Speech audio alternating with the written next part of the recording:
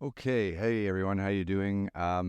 Very special guest. So Sunny is back on the podcast, and for those of you who don't know who Sunny is, she's an endurance athlete, record-setting mountain climber, doing things all around the world. Very exciting. But I've already done a podcast with Sunny a few months ago. So for those of you who want all of Sunny's backstory, where she grew up, her management consultant career, everything like that, you can go to podcast episode number 22.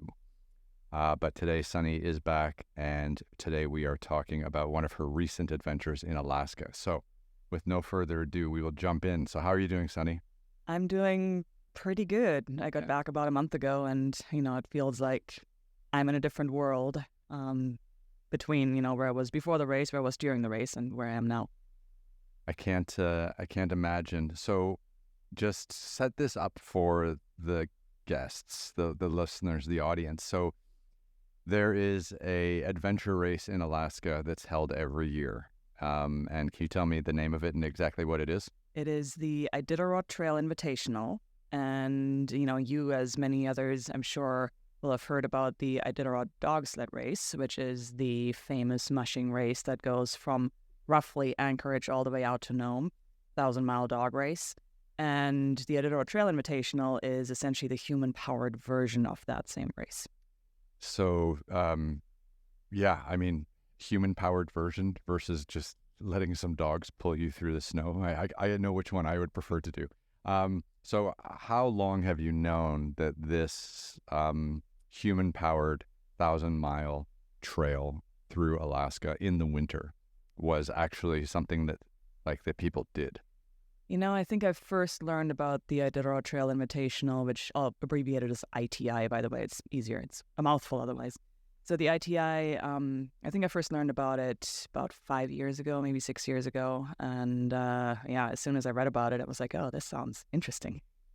It does. It's funny because when we chatted last time, podcast number 22 for anyone out there, you were saying you were always interested in finding some other element of doing something adventurous or difficult. So you were doing running, you were doing trail running, and then it's okay, trail running, let's mix in altitude, right? And then I met you at Aconcagua when you were doing your altitude record setting journey. I mean, so now we're going to Alaska. So I guess here the extra element was the snow and the darkness and the isolation.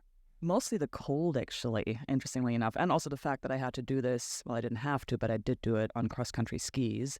And I'm not a skier, so, that element introduced some technical challenges. But, interestingly enough, so the ITI starts in late February. It starts the last Sunday in February, typically. And for the 1,000-mile distance, you get 30 days to complete that trail. So I was essentially out there for the entire month of March.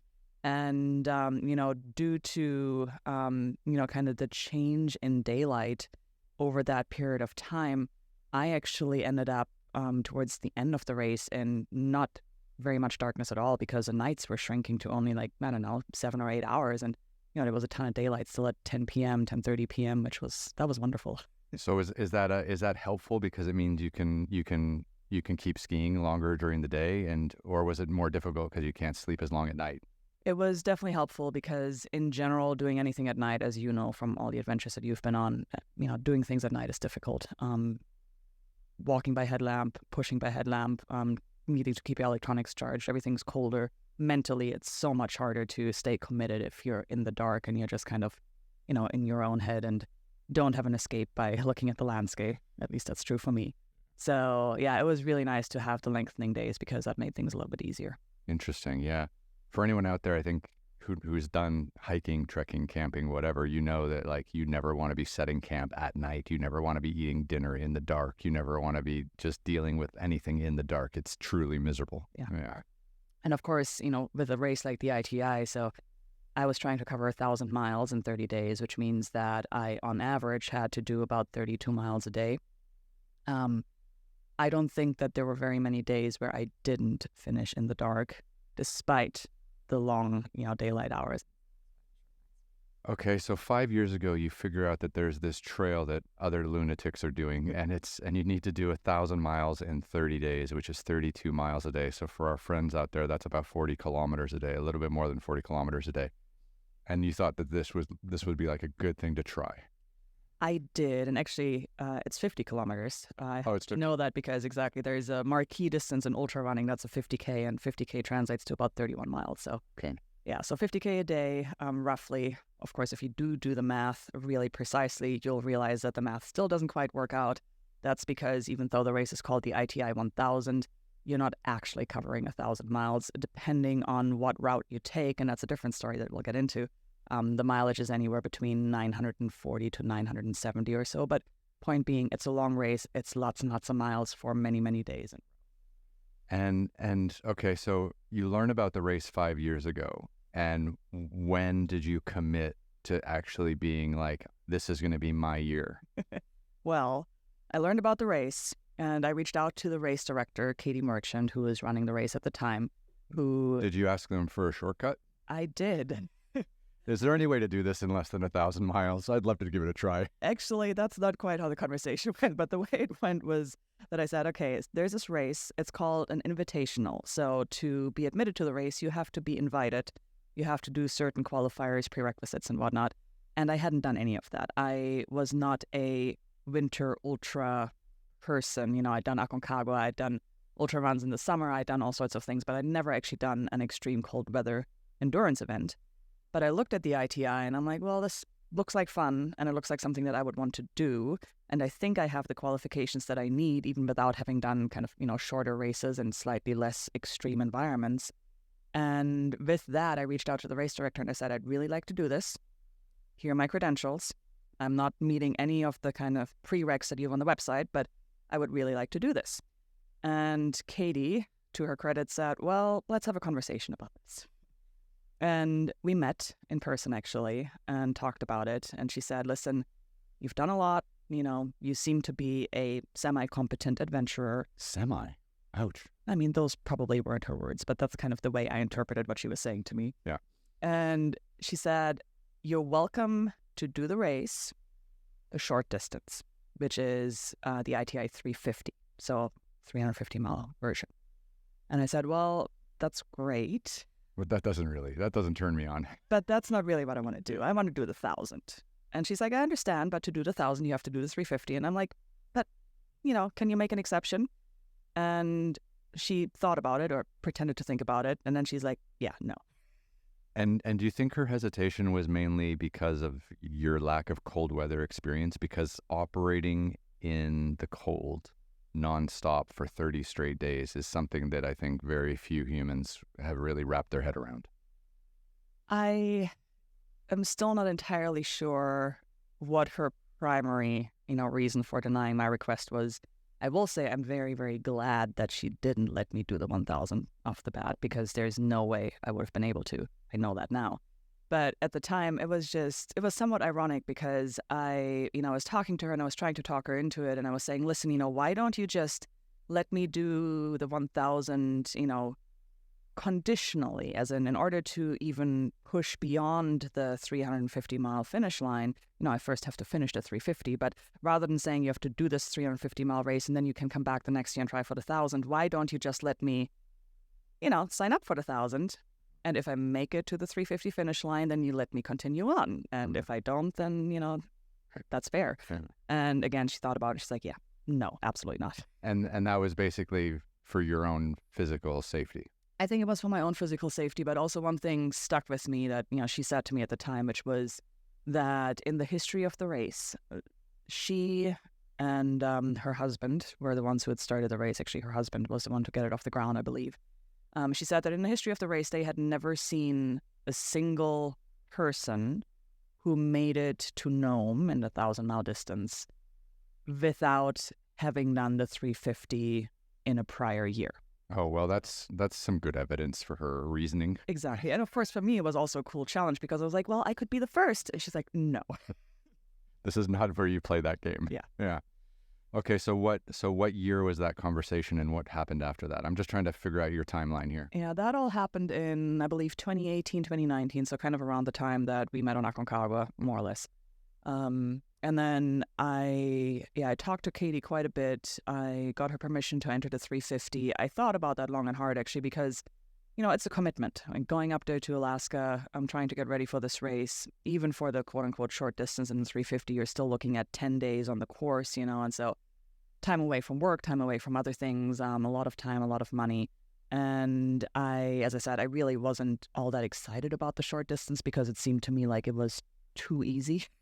I understand that. It's kind of like if you're going to take a month off of work and trek to Everest Base Camp, you might as well climb Everest, right? Like, Exactly. it's kind of like you're still committing to being away for that amount of time, so you might as well do the thing you really want to do. Exactly. So I was a little bit on the fence about the whole race. And finally I was like, well, fine, she's not budging. So I will sign up for the 350 and I will go and do this.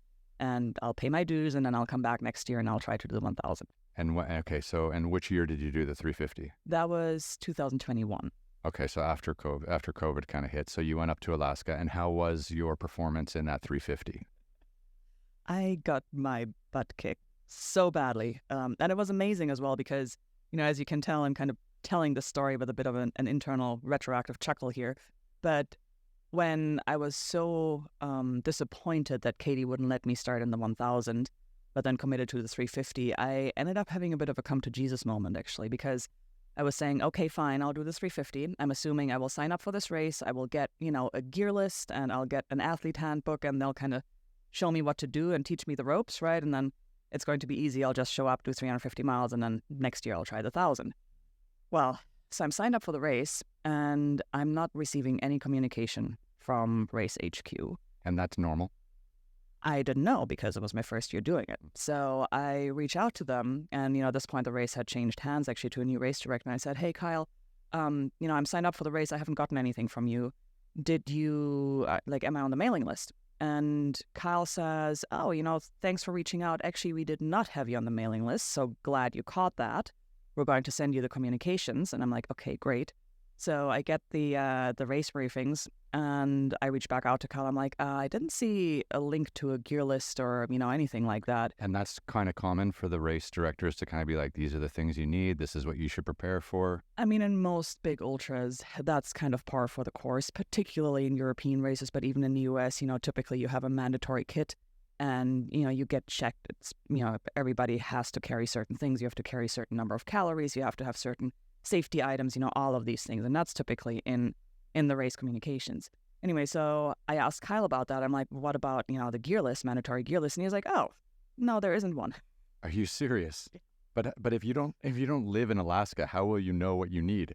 Well, that's the reason that the ITI is an invitational. The assumption is that by the time you receive an invitation to do the ITI, you know what you're doing. And it's entirely up to you what you want to bring. The only mandatory items for this race the year that I did it were a spot tracker that the race issues for GPS tracking. However, that spot tracker doesn't even have an SOS button, so it is legitimately only for tracking, not for rescue purposes. That seems ridiculous because, obviously they'll be able to see everyone who's on the trail, but if you're just not moving, then you're kind of dead, right?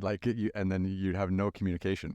Possibly, but people are not moving a lot in that race because, the short distance takes up to 10 days. The long distance takes up to 30, right? So there's a lot of time where people are just kind of hunkered down and sleeping, resting, waiting out storms, whatever it may be. So there's a lot of that. But that's one mandatory piece of gear. And then the second mandatory piece of gear the year that I did my first 350 was a mask because it was kind of in the throes of COVID still. Right? Mm-hmm. But those were the only two things that you had to bring. And everything else, they were like, we assume you know what you're doing. It's up to you, whatever you want to bring. Those assumptions are dangerous. That was the moment where I was like, oh, crap. Because, for anyone out there, mountain climbing is very safe in a lot of ways, right? Because, the climbing part of it can be dangerous, etc. But you always have, a tent to go back to, right?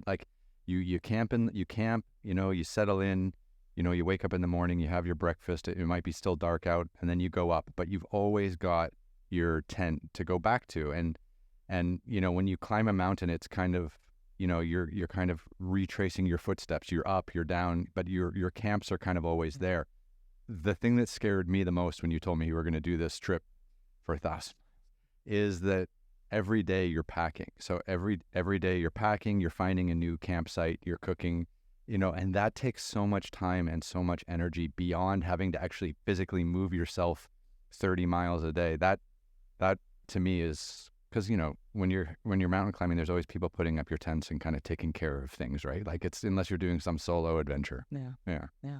And when I signed up for that first 350, I had no idea, right? As I said, I had no winter ultra experience. I had mountaineering experience, I had ultra running experience, but I had no experience of actually being out in sub-zero temperatures for extended periods of time and trying to put down 30 to 50 miles a day while doing that. So the moment that I realized that there wasn't a mandatory gear list, I started taking it seriously. And I was like, okay, I better figure out how to do this. That's when I would have canceled.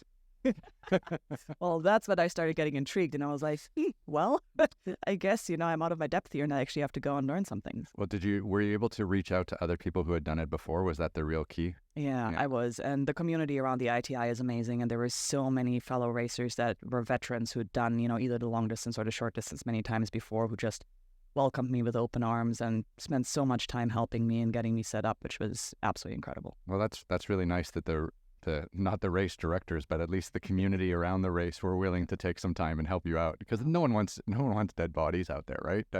Yeah. But then, the interesting thing is that when you look at the ITI, the reason that I call it a human-powered race and not a ski race is because it really is human-powered and you can choose your own mode of transport. So there are 3 disciplines that you can compete in. You can go on skis, you can go on foot, or you can go on fat bike. And what about snowmobile? That's my option. Not human-powered. Well, if you push it, you could do that, yeah.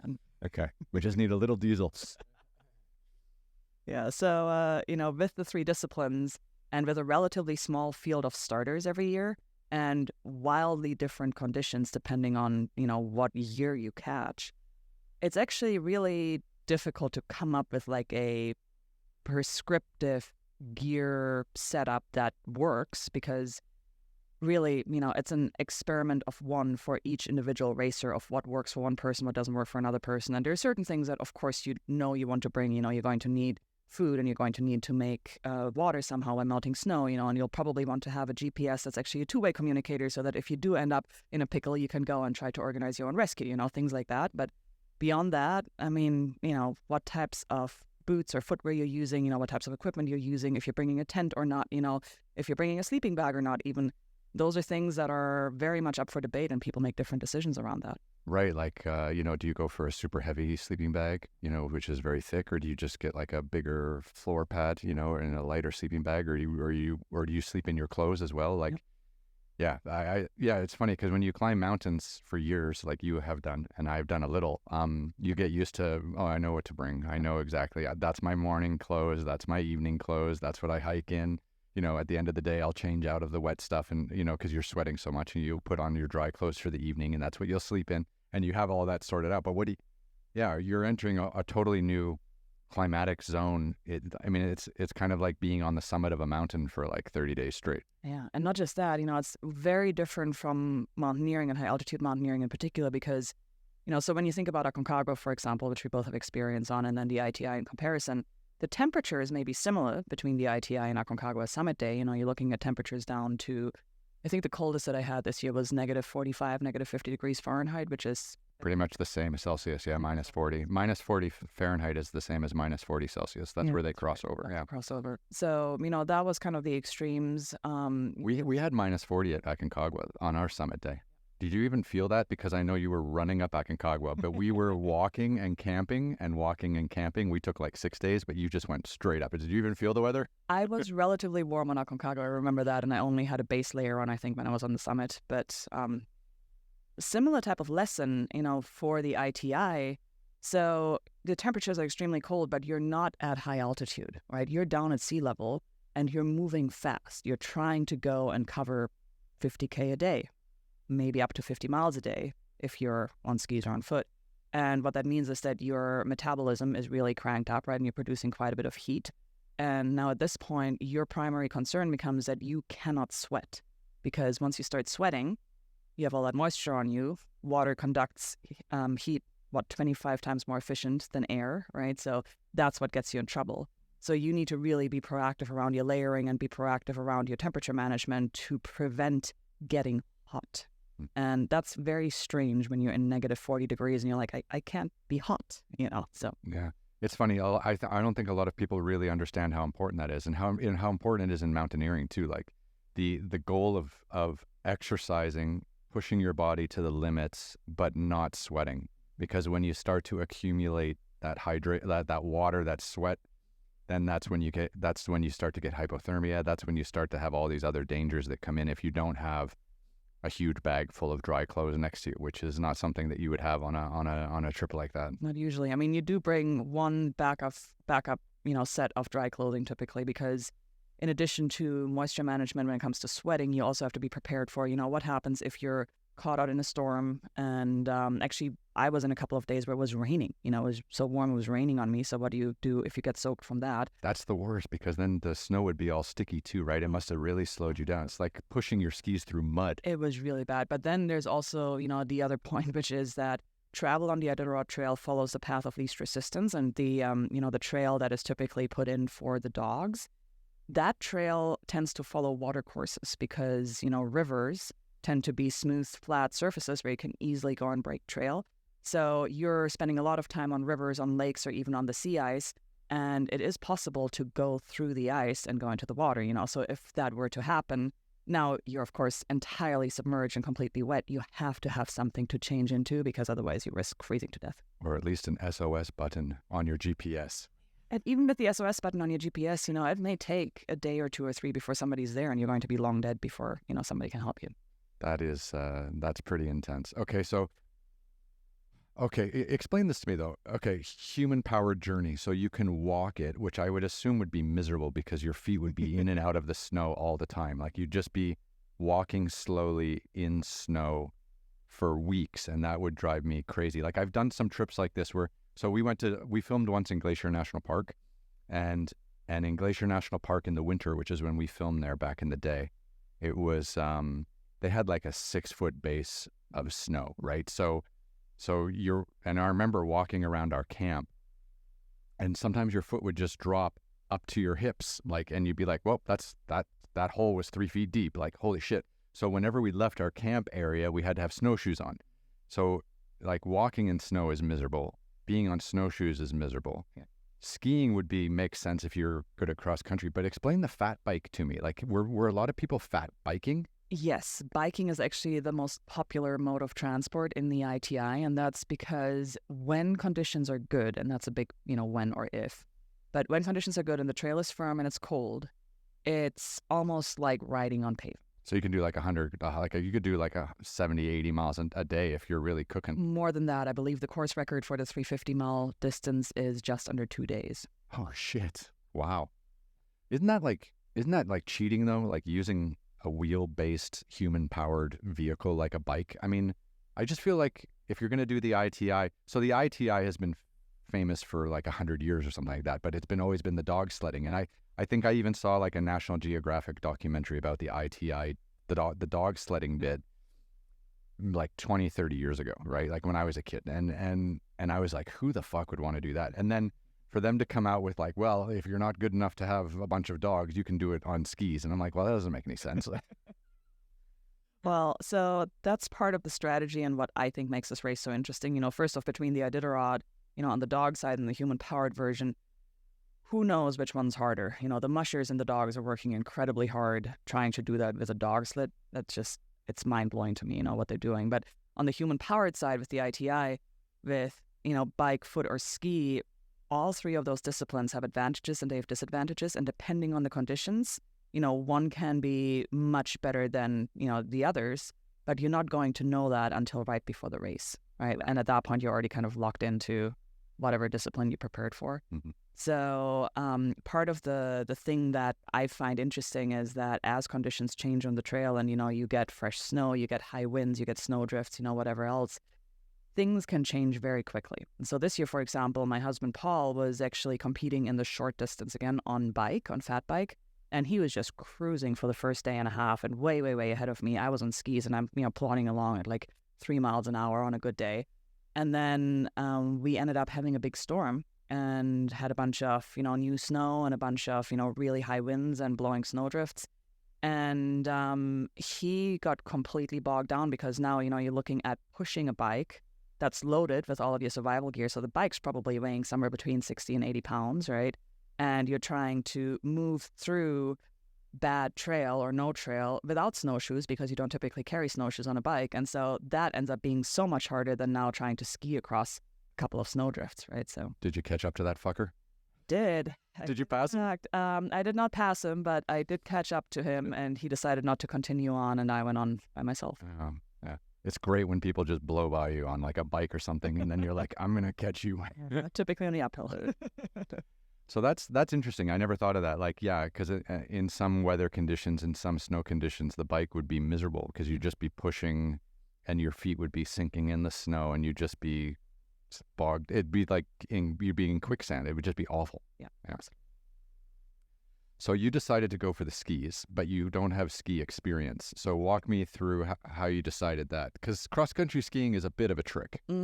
I don't have a lot of ski experience. I grew up downhill skiing, but that's not cross-country. It's very different.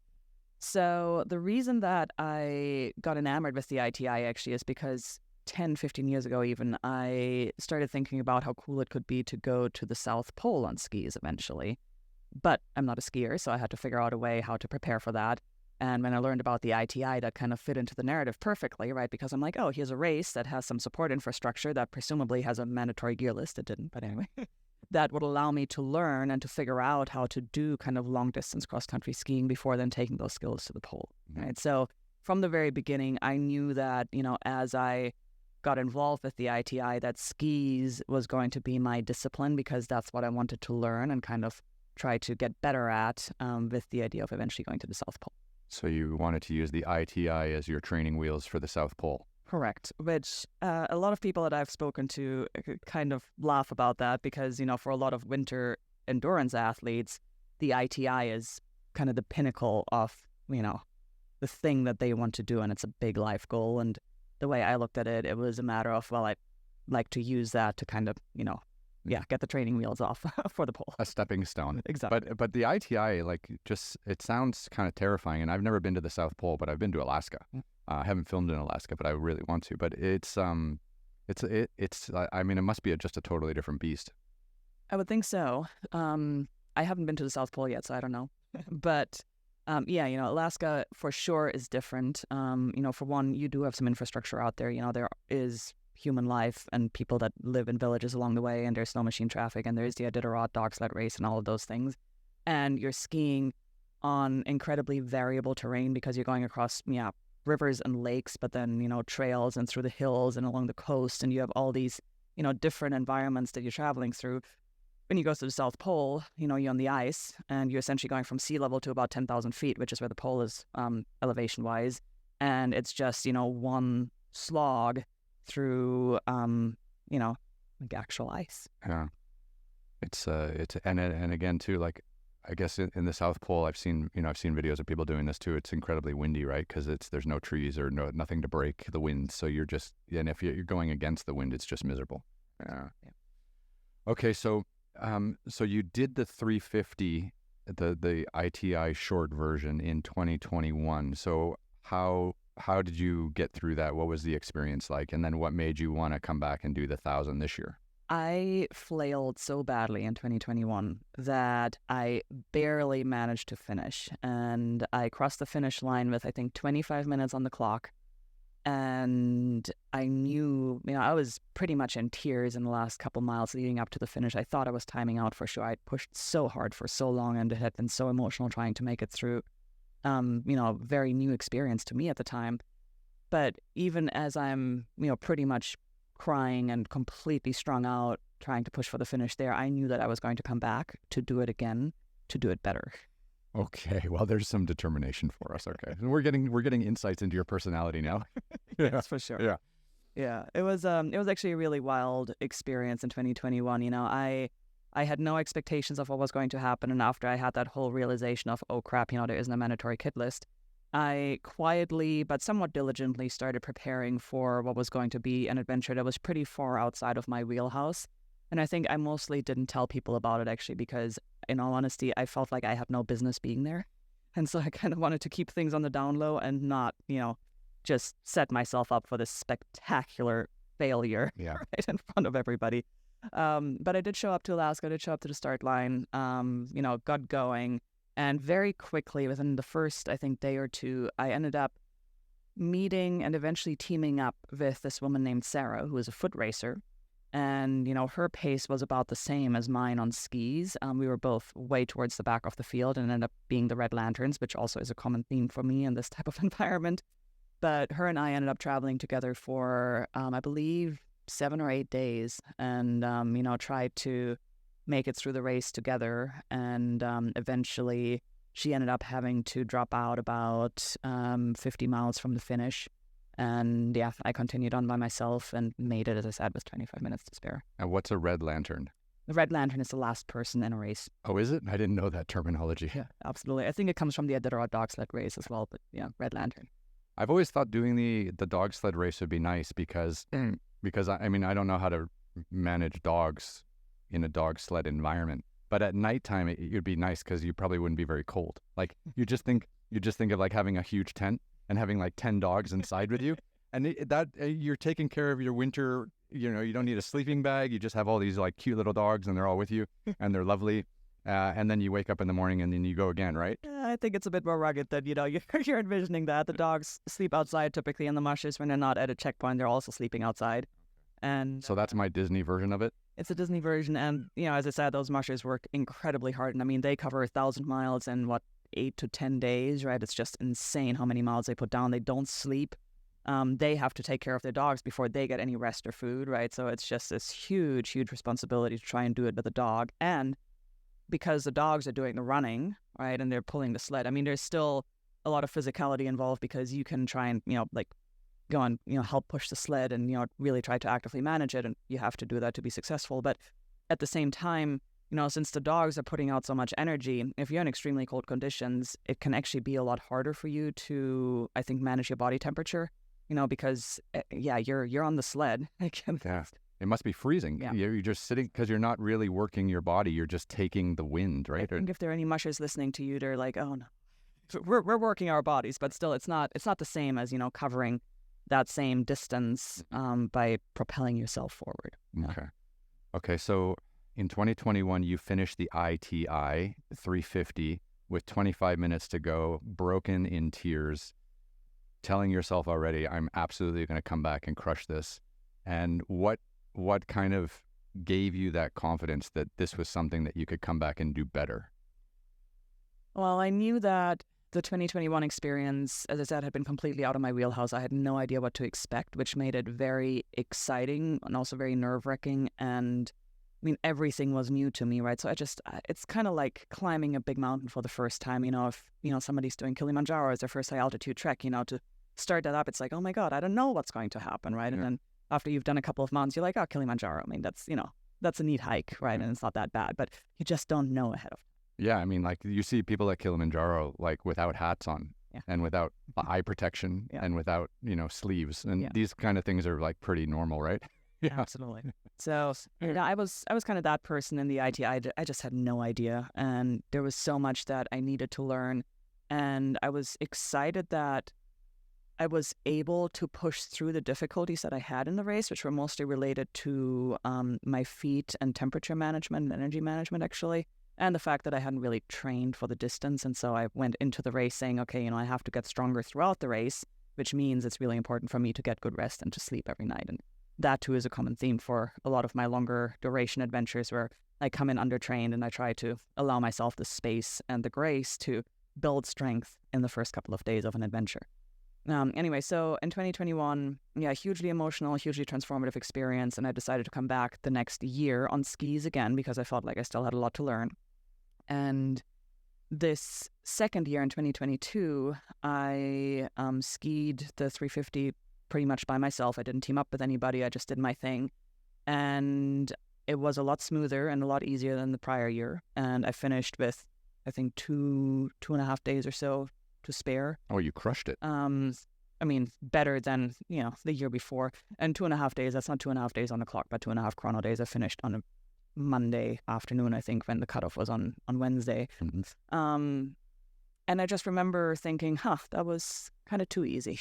Okay, well, that's nice progression. At least you can, that's the great thing, right? You can feel like how hard it was in 2021 and then it getting easier in 2022. Yeah. But it was in some ways a little bit of a letdown as well, because the reason that I like these adventures is not for the physicality of it necessarily, right? But I love these adventures for the introspection and the like psychologically transformative nature of them. And Alaska in 2021 was hugely transformative for me. And then 2022 was like, okay, cool. Did it again. That was good. But it didn't have the same impact on me as it had the first year. So of course that makes you want to go for the 1,000-mile journey, doesn't it? So the ITI, the full race. It does. And as a matter of fact, I signed up for the 1,000 the following year in 2023. But I had also spoken to my husband, Paul, about this race so much, and I told him so many good things about it that I twisted his arm into wanting to do it with me. And, Paul he's 25 years older than I am. He's got bad ankles, knees from climbing accidents, all of these things. And so when we were thinking about doing this together, it was very clear to both of us from the very beginning that he was not going to be able to do it on foot or on skis, because both of those are structurally very difficult, in terms of your joints and your bones. So that left the fat bike as the third option. And so for 2023, Paul and I decided to fat bike together. And I've actually ended up foregoing the 1,000-mile distance in favor of being able to spend the 350-mile race with him on a bike and just focus on that experience with him and myself. How was that kind of? I mean, time with your spouse can be good and bad. Hopefully there's more good out there than bad for everyone listening. But putting yourself under that kind of physical and mental stress, and then having a loved one nearby going through the similar kind of thing that can make or break a relationship, right? I mean, like most people get stressed out and get anxiety if they have to go to the mall with their spouse, right? And here you are like, let's go to Alaska with fat bikes and do 350 in 10 days. I mean, what was that like, kind of teaming up with your life partner and being like, we're going to do this together? It was amazing. Yeah. I think that Paul and I are very lucky in that we're incredibly compatible. And, he is a hardcore, really accomplished adventurer and climber, primarily big wall climber and, mountaineer. But as I said, he's 25 years older than I am. So at the time it was just before his 63rd birthday, and he's not an ultra endurance athlete either. And, then there's me, who's an ultra athlete, but knows nothing about bikes. And I had decided to commit to this like biking thing because I knew that was going to enable us to do something together. But yeah, it worked out really, really well for us. And, we have a history of putting ourselves in pressure cookers voluntarily and emerging stronger on the other side. So we've climbed El Cap together, El Capitan in Yosemite, I think 4 times now. And we've done expeditions in Nepal together and, up in Canada and various places. So we thrive on that sort of thing, and we really enjoy being far out, being remote together. And the ITI on fat bikes was exactly that as well. Well, congratulations. You might be the only one. No, seriously, that's a huge achievement, because I think like to go through that by yourself is one thing, but to go along with a loved one and have to like care about someone else, because I see these journeys as being like hugely selfish. Like, you have to take care of your own feet. You have to take care of your own food. You have to take care of your own tent. And maybe there's people around you and you team up with them but everyone's doing their own thing, right? If you're there with a loved one, like, how are you not also worried about them all the time? And that takes away some of your focus, and that takes away some of your energy. And to me, that would be incredibly distracting. And it's amazing that you guys are like using that as an experience of thriving together. And we absolutely encountered that dynamic. But I also should say that, going back to the 3 different disciplines, foot, ski, and bike, when conditions are good, the bike is the fastest, right? Because you can just cover that much more ground when the trail is firm. And you still have the same time on the trail. You have 10 days to go and finish that 350-mile distance. So the difference between having to cover 35 miles a day on a bike or having to cover 35 miles a day on skis or on foot is massive, right? Because if you're on a good trail and you're riding well, you can cover those 35 miles in, 6, 7, 8 hours easily. And then you have the rest of the day to sleep and to eat and to take care of yourself and to do all the things. And that's exactly what Paul and I did. We did not race to be competitive. We essentially, toured the ITI. We bike packed it. and we were no faster than I had been on skis the prior year. So you turned it into a romantic vacation. Pretty much, yes. And that certainly helped take the pressure off. It was That's not hard, bad. don't get me wrong, but it was it wasn't desperate. And he finished that with you in 2023. He finished that with me. He actually did a lot better than I did. He has a bit of a history on bikes, and he also had been taking it seriously, and he'd been training for it because he's not an ultra endurance athlete. So to him, it was a big thing to try and get physically ready for doing something that big from a cardio perspective. And I, in typical fashion, had not spent very much time on a bike. I think I'd probably put less than 150 miles on my bike prior to the race, over the prior 6 months or so. So I had very, very, very, very little of a base. I got terrible saddle sores. And I also ended up really damaging my lungs, actually, because we had some extremely cold temperatures and I wasn't careful about protecting my airway, breathing through, a mask or a buff or something like that. And I ended up with a really bad kind of prolonged asthma attack that for a little while made me think that I might have to drop out. And we ended up taking a complete rest day to allow me to try and recover. And I was able to, and then we kind of slowly limped our way to the finish. So, yeah. Wow. What was the main? Because when I think about a bike, and I think about you pedaling a bike through the snow, through the ice, over a 10-day period for 350 miles, like what mechanically does that cold weather and that snow affect on the bike the most? Great question, which I would be able to answer if I knew anything about bikes, which I don't. So you still have no idea? Still have no idea. Yeah. Well, I know that, the tire pressure is incredibly important, and you can play with your tire pressure just like driving in deep sand, which, I own a guide service that spends a lot of time driving in deep sand. But by varying the tire pressure, the softer the snow gets, the lower you want your tire pressure to be to have better flotation, essentially. But, that's something that you as the rider can control. Beyond that, yeah, I don't know anything about bikes. I mean, I was very lucky that I didn't have any mechanical issues because, well, my front brake gave out eventually, but didn't really need it. So who needs brakes? Who needs brakes? But it's interesting that you were going, because I'm guessing when you're doing your normal endurance athlete adventures, you're doing them on foot. So you would never cover your mouth because you're never really moving that fast because you want to have a free breathing of the airway. But when it gets really cold and you're on a bicycle also moving fast, the amount of air and the way it hits your body and in your mouth and the inside of your throat and stuff like that, it's totally different. Yeah, and in general, what I learned, particularly in that year of the race, my lungs are susceptible anyway, and, they're kind of one of my weak spots. And so I'm used to trying to protect my airway and keep things covered, even on mountains like Aconcagua and whatnot, mostly to protect them from the dust, but also to protect them from the cold higher up on the mountain. I've since learned that in extreme cold weather endurance, I have to keep my airway covered. There's no way, if I don't have a mask that I'm breathing through, then I'm not going to be able to breathe at all. Is it like a full mask or are you wearing like a buff? There's a actually kind of a hybrid between the two. It's a brand called Cold Avenger, and they have a pre-shaped silicone basket that allows you to, essentially have a ski mask with that pre-shaped silicone basket that creates a little bit of, just space for you to actually breathe well, and also creates a bit of a heat exchange in there to keep things warm and moist. Okay, that's interesting. Yeah, because obviously for anyone out there, you don't want to be taking massive amounts of cold air into your warm body through your hot mouth, because that'll just lead to pneumonia and all kinds of other terrible things. Yeah. Okay, so you had a great little adventure with your husband in 2023, and then in 2024, which is the year we're in now, which you just finished about a month and a half ago, you decided to do the 1,000. So first question, what did you pack differently for your 350 journey on skis versus your 1,000 mile journey on skis? How did you prepare differently for that? So I'd skied the 350 twice before. I'd once done it with a backpack and once with a sled.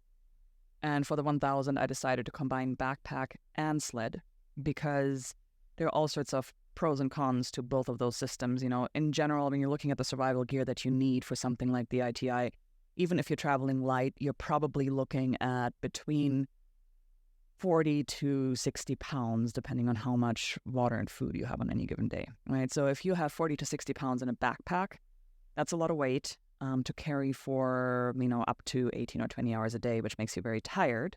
But it's much more efficient on skis because if you're skiing with a sled, you essentially have an anchor that you're dragging behind you that kind of prevents you from, really getting any glide out of your skis. It makes it very difficult to skate ski, and it's just not efficient at all, particularly when you're on the hills. So I'd experimented with both systems in the shorter version of the race, and I decided for the 1000 that I wanted to combine both, because that would allow me to kind of combine the best of both worlds and shift weight back and forth between the pack and the sled depending on the terrain. That's nice, because then you could have essentially you'd have like a day pack and then have the stuff for in the evening and the heavier stuff on the sled, right? Mostly, exactly. And the sled, even having a heavy sled can be very energy efficient if you're on very flat terrain. So on the rivers, if you have good glide and you have 40 pounds on your sled, you may not really feel that all that much. Mm-hmm. But then as soon as you have even the slightest hills, 40 pounds on the sled is just insane and pulls you back down the hill. So being able to, have everything in the sled on the rivers, but then move things into your backpack and have a very light sled for any of the hill climbs, that was a real good thing. So nice. So you gave some strategy thinking to that. That was good. You didn't just go out and do 1,000 miles without thinking about it? Not this time. That was the first time. Okay, so that's interesting. And then, so you had a sled and a backpack, and you were going to do it on skis. And did you train differently at all? Common theme. I didn't train very much. Mm-hmm. I should have. I wanted to, actually, but I had attempted to set a speed record on the Arizona Trail in November, December this past year, and sustained a stress fracture during that attempt. So I was sidelined for all of December, most of January, and the race, the ITI, started in late February, right? So I only had about a month of actually being weight-bearing, of being able to do anything cardio-related, and that wasn't very much time. So I spent a couple of sessions on the elliptical in my gym, and I think I got out to ski maybe 4 or 5 times prior to the race, and so I actually spent a lot of time trying to get my gear dialed. And I also spent quite a bit of time sleeping out in the open in Utah, where I'm at home, up at 10,000 feet in very cold temperatures, to practice my efficiency in my systems getting in and out of the bivvies in cold weather. Yeah, because that's, sleeping in a tent in cold weather is, it's not something to be taken lightly. Yeah. And I didn't take a tent, so I didn't even have a tent, but, just trying to set up and make sure that, I could be relatively quick and efficient with chores, which are, melting snow for water and making food and, just getting in and out of the bivvy bag that I had and all of those things. That was important. You didn't even bring a tent? I did not. You weren't worried about like snowstorms or rain? I was. One of the things that sets apart the Iditarod Trail versus something like the South Pole is that there is a little bit of infrastructure. And it's not a lot. There's some very, very remote sections, but the way things worked out for me and the way I set it up, I only had to sleep outdoors 5 out of the 29 nights. So most of the time I actually was able to get into shelter of some sort. There were a couple of villages and whatnot along the ways. At times we could go and sleep in schools, and then there's some public safety cabins along the Iditarod Trail, particularly in the coastal section, that are just open and available, for use to anybody who passes by. So I spend a lot of time in those. Oh, that's good. That's nice. Okay, so you're standing on the start line of the ITI 1000. How many people are there with you doing this insane journey? Right around 100. That's a select group. It is a select group, and out of those 100, I think 38, myself included, were signed up to try and go to Nome for the 1,000 miles. And the other, 62, were in the 350-mile distance, including my husband. And in the end, there were a lot of people who scratched in the first couple of days of the race because we had some very bad weather, very cold temperatures, very difficult conditions. But I think out of the 38 folks that were signed up to go to Nome, 24 of them made it to McGrath, which is the short finish line, the 350. And after McGrath, there was only one other person who scratched between McGrath and Nome. So 23 of us in total finished in Nome. Oh, wow. That's amazing. So 23 of you really knew what the hell you were doing. Or got very, very lucky, because I certainly didn't know what I was doing. No, but at the same time, you were ready for it. Yeah. Yeah. Yeah. And what was the difference like between doing the 350 and the 1,000, like mentally? It was such a long period of time to be out there. I took the full 30 days. I yet again came in just below the cutoff, which common theme in my life. But better than not finishing. I mean, better. Yeah, you made it. You did it. You survived. Exactly. I survived, and it's all that it takes. But yeah, so 30 days out there versus, a 10-day stretch going to McGrath for the 350. The way I prepared for it was very, very different. I mean, I felt like I was kind of wrapping up all of my projects at work, and I was, getting myself set up to just be gone for a month and not be gone and be like, well, I'll check email here and there and kind of chime in on, certain things that need my input. No, it was like, I'm just gone, for a month.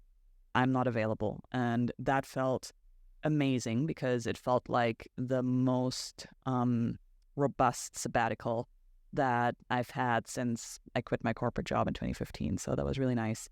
But also, while being on the trail, I think in the short distance, it typically would take me a couple of days to get into the groove. And then I'd be looking at where I am and I'm like, oh crap, I only got like 3 or 4 days left. And then, that's it, right?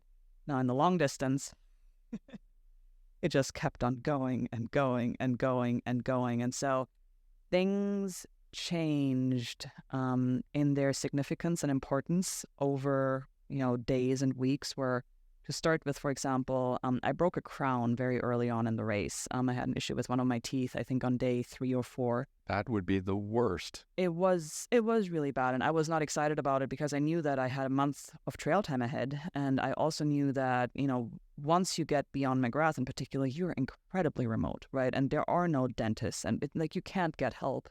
And I have had really bad dental issues before, so I was envisioning what that would be like, to have an infected tooth potentially develop an abscess while trying to go and finish this race. And I was like, no, I'm not doing this. So I was trying to figure out how to get that crown fixed. Couldn't do it on the trail, of course, because there weren't any dentists around, but I still had the crown. So I got some temporary dental cement and tried to kind of, self-administer and just make it work.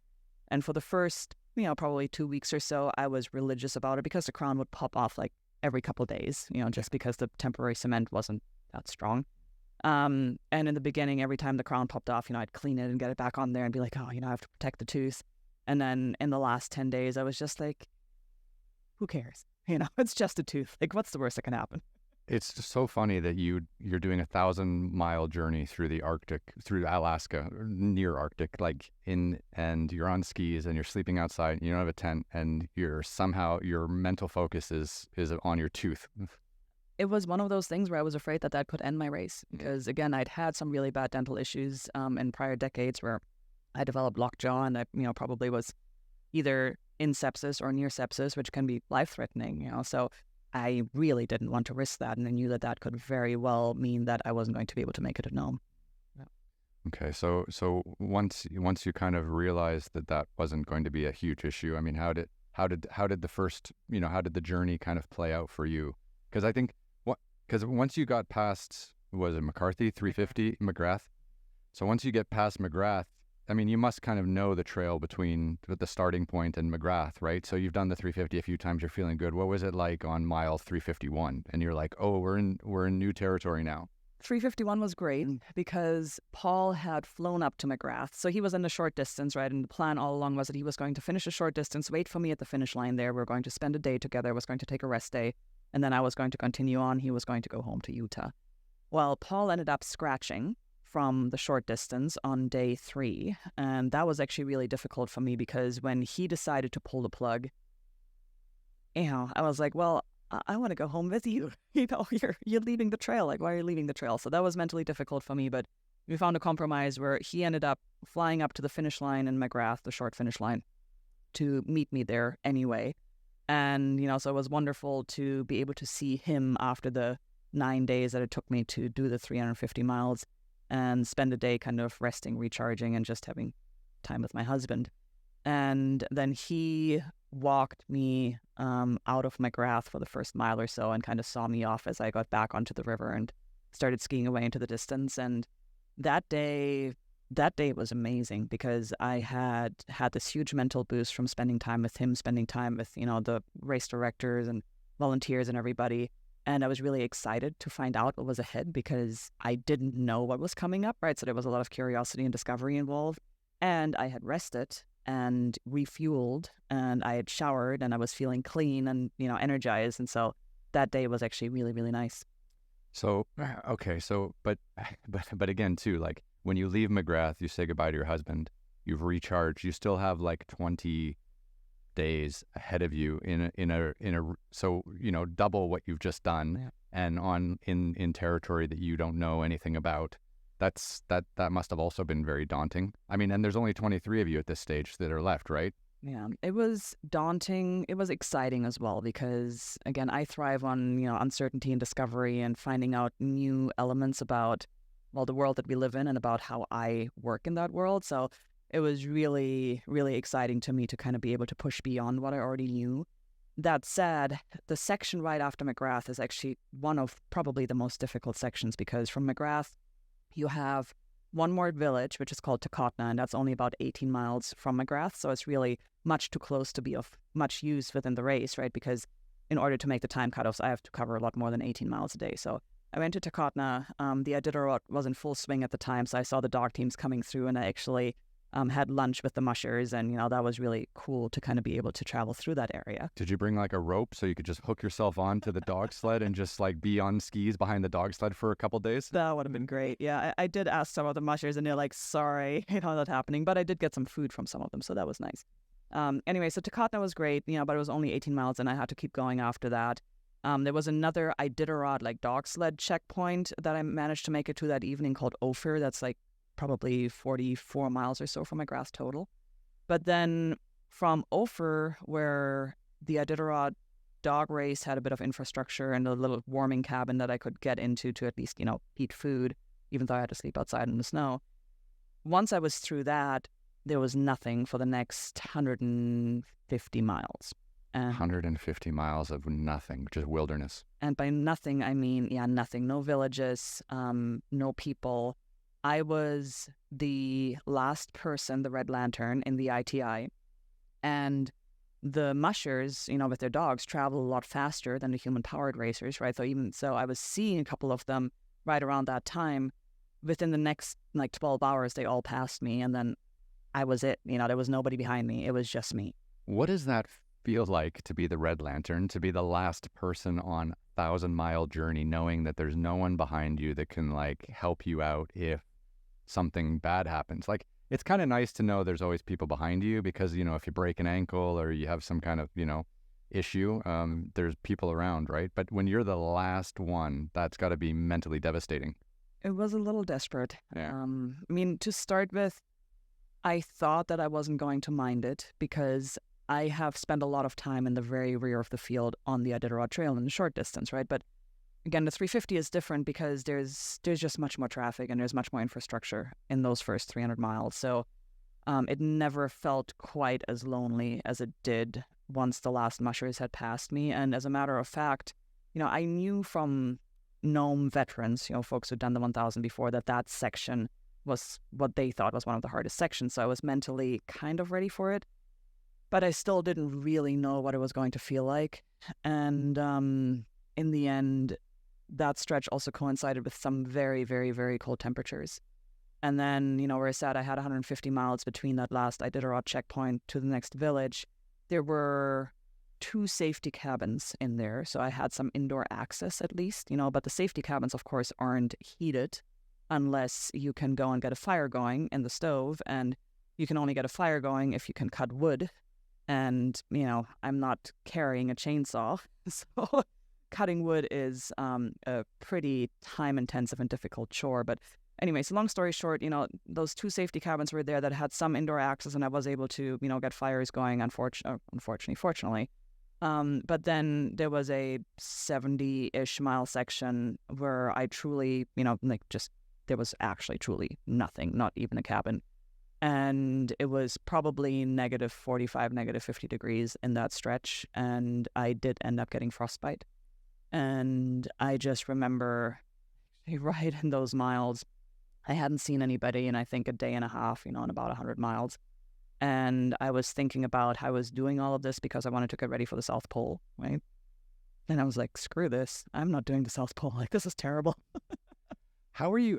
So what was the navigation like? Because for me, and I'm not incompetent, but I would be worried. You're out there, you're the last person on the trail. I'm sure you could follow tracks, but I'm sure also too it was snowing and windy and the tracks would be gone.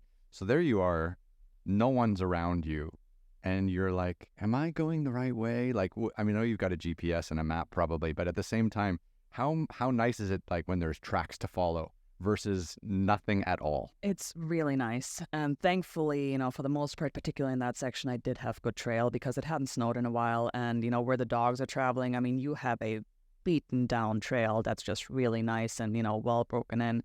And you also have trail markers for the dogs that are, just stakes every, probably 50 yards or so. So it was very, very well marked in that section. Oh, that's good. No, that's because that would freak me out. It's like, am I going the right way here? There were periods where it wasn't marked, not in that section. Later on the coast, there were a couple of times where I'm like, crap, where am I going? But yeah. Because you have to think, like, you've packed so perfectly, the food, the weight, everything's done so perfectly. Like, if you spend a day going in the wrong direction, you're done, right? And not just that, thanks for bringing up the food. So the way the food works, for what it's worth, in the 300-mile distance, you get to, prepare a couple of drop bags for yourself that are ready for you at aid stations. But then there's, food along the way through the race. And there are also lodges and kind of, private establishments where you can go and buy food if you want to, right? So it's not that hard to pack for the 350. For the 1,000-mile distance, you run out of options. There are no places where you can buy food. It's not like there are restaurants or lodges or anything like that in most places. So you have to mail things ahead, and you literally just pack your, food boxes and then ship them general delivery to a village post office or to a school or to a checkpoint for the race. And I had kind of not executed that preparation very well. So in the big stretch that I was talking about, where there was nothing for about 150 miles, there's actually an airdrop right in the middle where the race would drop 10 pounds of whatever you needed or wanted for you right in the middle there. And I wasn't aware of that, so I hadn't prepared a drop for myself right in that section. And I realized that before setting out on the race. I was like, oh crap, that really would have helped to not have to carry everything from McGrath to go and cover that kind of resupply point. But I was like, okay, fine, I screwed it up, shame on me. I'll just mail myself more things to McGrath, and I'll carry, those 10 pounds that I could have had like 150 miles down the trail. I'll carry those all the way from McGrath. Well, I got to McGrath, and my box wasn't there. Oh, shit. Yeah. So now, I'm looking at roughly a 200-mile stretch with no food. No food at all, or just like not enough to get around? Pretty much no food, like whatever I still had with me from the 350-mile distance, which there wasn't a lot of. And then there's a store in McGrath, thankfully. But yeah, I was just, I was pretty desperate because I'm like, my box didn't show up. I don't have a box at the next resupply point. It's 200 miles to the next village. How am I going to do that? And I spoke to the race director because they said that they had seen the box that I'd shipped to myself, but then it somehow magically disappeared. I don't know what happened. That's bullshit.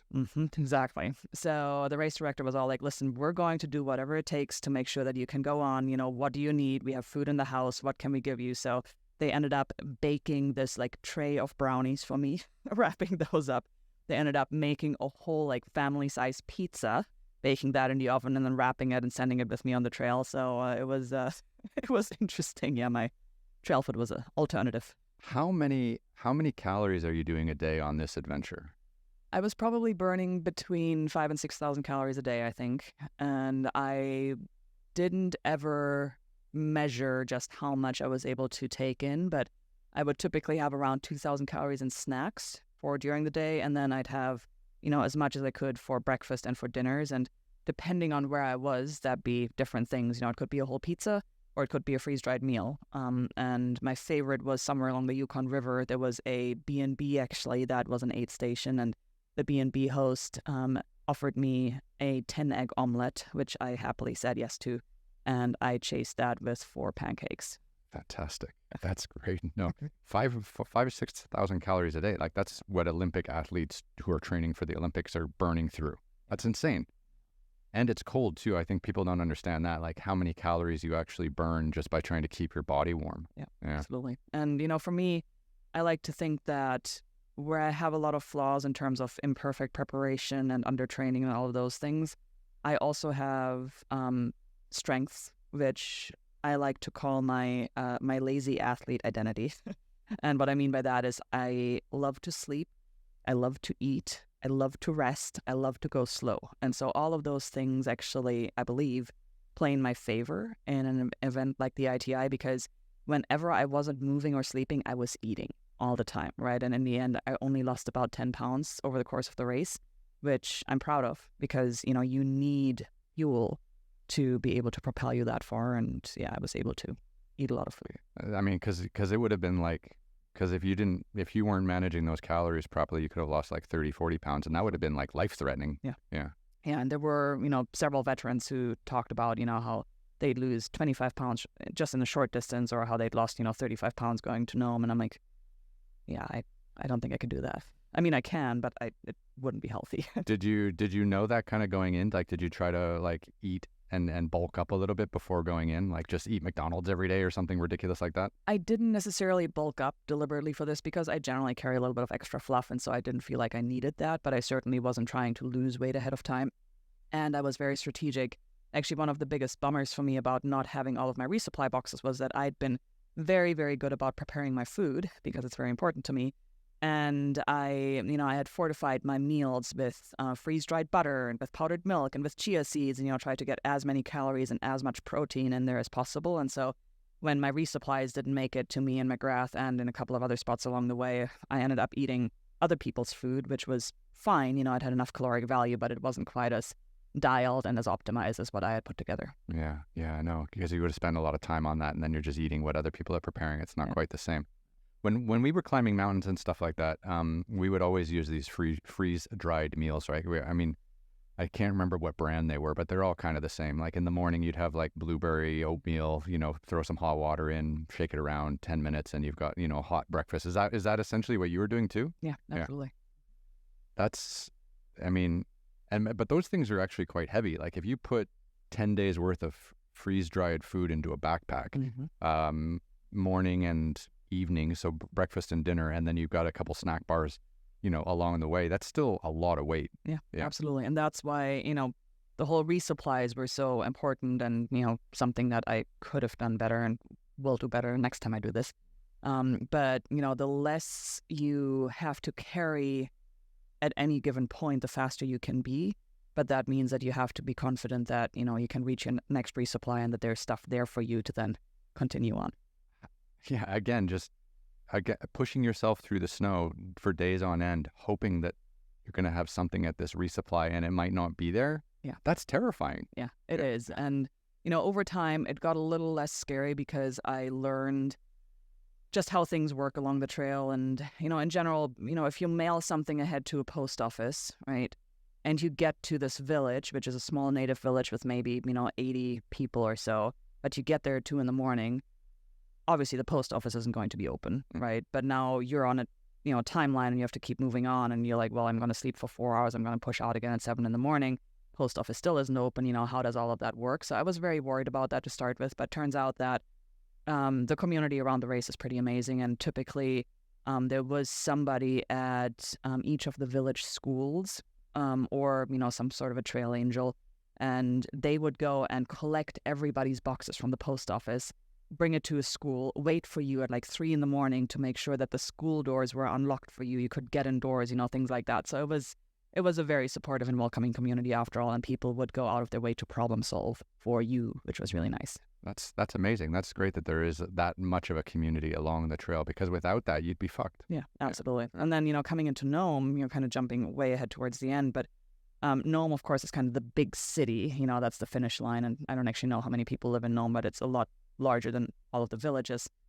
And there's a road system there, and, just people drive regular cars. I mean, it's a regular city, right? So when I got into Nome, it was early in the morning, and this guy, Ryan, actually drove out. So Ryan is a teacher who lives in Nome, and he had competed in the short distance on foot and had won that, like 3 weeks before I made it to Nome. He won it? Like he was the fastest? Mm-hmm. Exactly, for the 350. I don't even know what racing in those conditions mean. Like, I just think like if you have a pulse at the end, you've won. It's insane. I think people do pretty elite stuff out there, which is amazing. But, so he had won the short distance, went back up to Nome to resume his job as a teacher, and was running out in between classes to go and intercept athletes that were coming into Nome and like greet them with burritos and, just say hello and like give them something to eat for the last 5 or 6 miles before the finish line. So what a star. Yeah. That's so nice. it's nice that he like recognized that, you know, even though he went back to his normal life, there were still people out there on the trail, right? Yeah. Absolutely.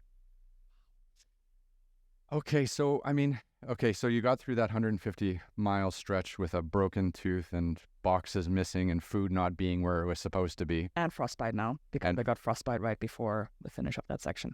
Toes, feet, what was it? My feet were completely fine, actually, thanks to my boot system, I think. My fingers were the issue, and I got frost nip. I had gotten frost nip going across the Alaska range on probably 7 or 8 of my fingers. And then in that 150-mile section where it was very, very cold, I got actual frostbite on my right thumb. And how painful was that? It wasn't good. And it was one of those things where, you know, I slept out in the open. That was one of my 5 nights where I had to bivvy in the elements. And I slept out and woke up in the morning and, you know, I wasn't looking at my hand, but I could kind of feel my thumb pounding. And I'm like, you know, that's not good. I know that something's wrong here.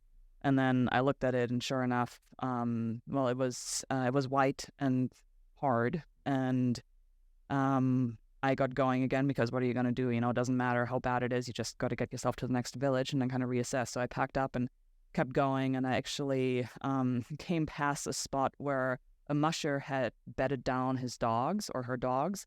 And, you know, they typically carry straw that the dogs can sleep on. So there was a whole bunch of straw all spread around in the snow in this little parking area, dog parking area. And it was middle of the morning and I was really cold and, you know, pretty strung out. So I was like, oh, you know what? I'm just going to make a straw fire to have something that's burning real quick and, you know, nice and easy. I lit the straw on fire and tried to get my hands to warm up a little bit, you know, and dry out my gloves because my gloves were now wet. And that's really the biggest issue of being out without any sort of indoor opportunity where you can't dry out the clothing pieces and, you know, pieces of gear that have gotten wet. And then that's dangerous. But anyway, so trying to dry out my gloves and I got a little too close to the straw fire, I think, and burned one of my gloves with my thumb inside. So, you know, first I'd frozen the thumb, then I kind of burned it a little bit. So that was, you know, really not good. But then I got to Ruby, which was the next village, about a day later, and I was able to get a consult with a doctor from Fairbanks who's well-versed in cold injuries. And she told me, you know, just don't let it get cold again. Yeah, but you got a couple 100 miles to go. You know, I had like 500 miles to go. But, you know, she's like, yeah, keep it dry and warm. And outside of that, nothing we can do anyway. So you might as well continue on.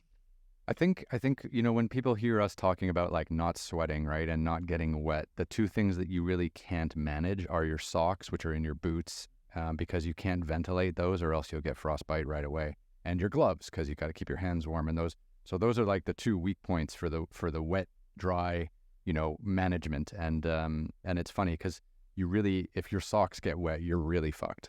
Yeah, absolutely. And, you know, I was very lucky in that I had a great boot setup that I had experimented with in prior years, and that worked super, super well for me. So I didn't ski in regular cross-country boots, but I used a soft hiking boot from my footwear sponsor, Loa, and it was just, you know, this really nice, I think it's called the Loa Renegade Evo Ice or something like that. It's their warm, you know, Renegade hiking boot, nicely lined and just soft and comfortable, but a single boot, you know, like something that you'd wear, I don't know, going up on Kilimanjaro or, you know, hiking around here in the lower 48 in the winter, you know, so nothing crazy. But I used that with a universal binding on my cross-country skis, and I had zero issues. Never once had cold feet for the 1,000 miles. That's amazing. Negative 50 degrees. Yeah. So that worked great. For the fingers and the hands, that was a bit of a different story. I had, I think, 5 different gloves. And even with that, I could have used an additional pair of gloves because essentially what happens, no matter how careful you are, your gloves are going to take on some moisture just from sweating. You know, even in very cold temperatures, even if you're incredibly careful, you're going to get them damp over the course of, you know, 4, 5, 6 hours. And if you're doing 18 hours of movement a day, that means you still have 12 hours where now your gloves are damp, which means that your hands are going to be very cold unless you can go and switch out into dry gloves, which most of the time I was able to do. But, you know, when I had multiple days in a row where I didn't have an indoor opportunity at the end of the day where I could dry out the gloves by the fire, now all of a sudden all of my gloves are wet, you know, and then what do you do? Yeah, you can't put on wet gloves. You'll lose a whole hand. Oh my God. So, you know, how do we get from this terrible 150-mile, journey where there was nothing to you then getting kind of to the end of the race? Like how did all that play out? It's really difficult, for me to even think about that, because essentially we're now at mile 500, and there's still 450 miles to go to the finish line. But the way you can think about the second half of that 1,000-mile distance is that, first you're on the Yukon River, which is this huge 2,000-mile long river, right?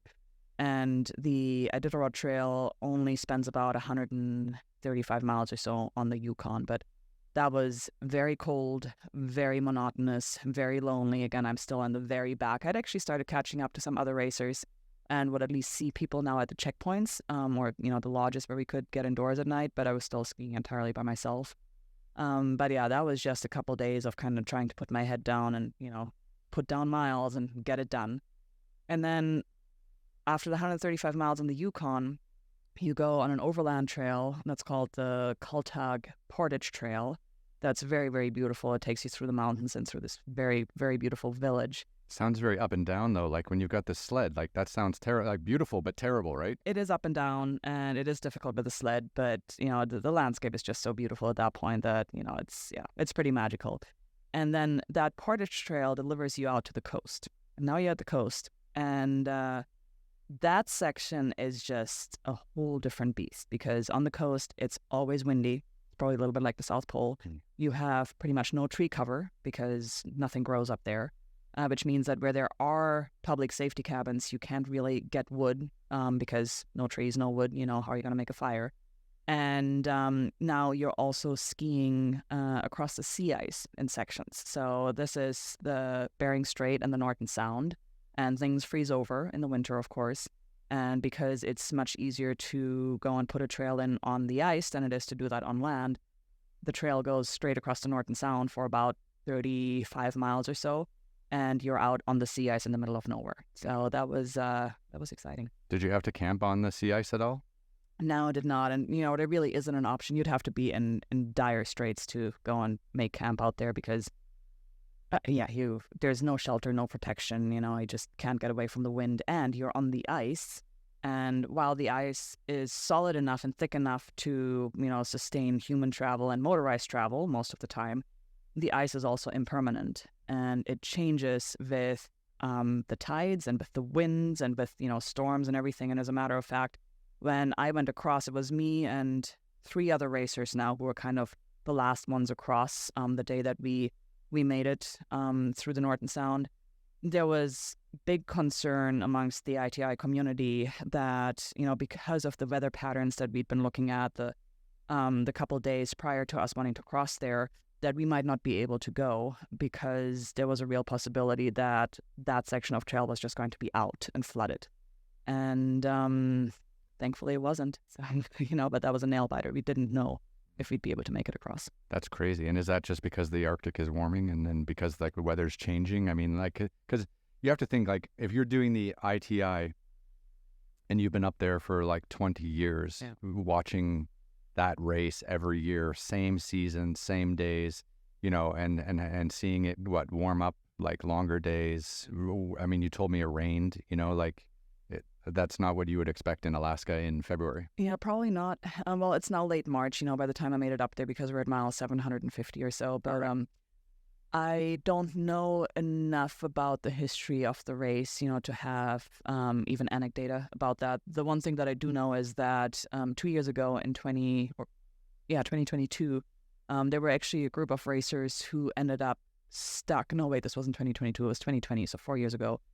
They ended up stuck in the last little village right before the Norton Sound because the trail was out. It flooded, and it wasn't passable anymore, and it just couldn't continue on. That's crazy. Yeah. To be kind of have your adventure end because of a weather event. Yeah, and it was very exciting because I was legitimately the last person across the ice. Actually, at that point, I caught up to another skier, Peter, and we decided to stick together for at least a little bit on the sea ice because we'd had lots of messages from lots of concerned people being like, "Be safe out there. We'd really like it if you guys maybe stay close to each other. How's it going out there? Be safe." So we decided to ski together for just a little bit. And thankfully, the conditions were mostly mellow. So Peter ended up pulling ahead and probably made it to the village on the far side of the sound 3 or 4 hours, no, maybe 3 hours ahead of me. And, by the time I got there was this big lake that had opened up right before the coast where the village was located. So in order to get to the village and to get into, the little entrance that would take you up onto the roads on land, I had to wade through water that was probably up to my knees. And I think Peter was still able to ski around it. Oh, wow. So then that's a terrible thing to do, because then it gets your shoes wet and you get totally wet. So if you didn't have that village on the other side, that could have been like life-threatening. It could have been bad, but I did carry waders. So I had those waders on, which, allowed me to keep my footwear dry and everything.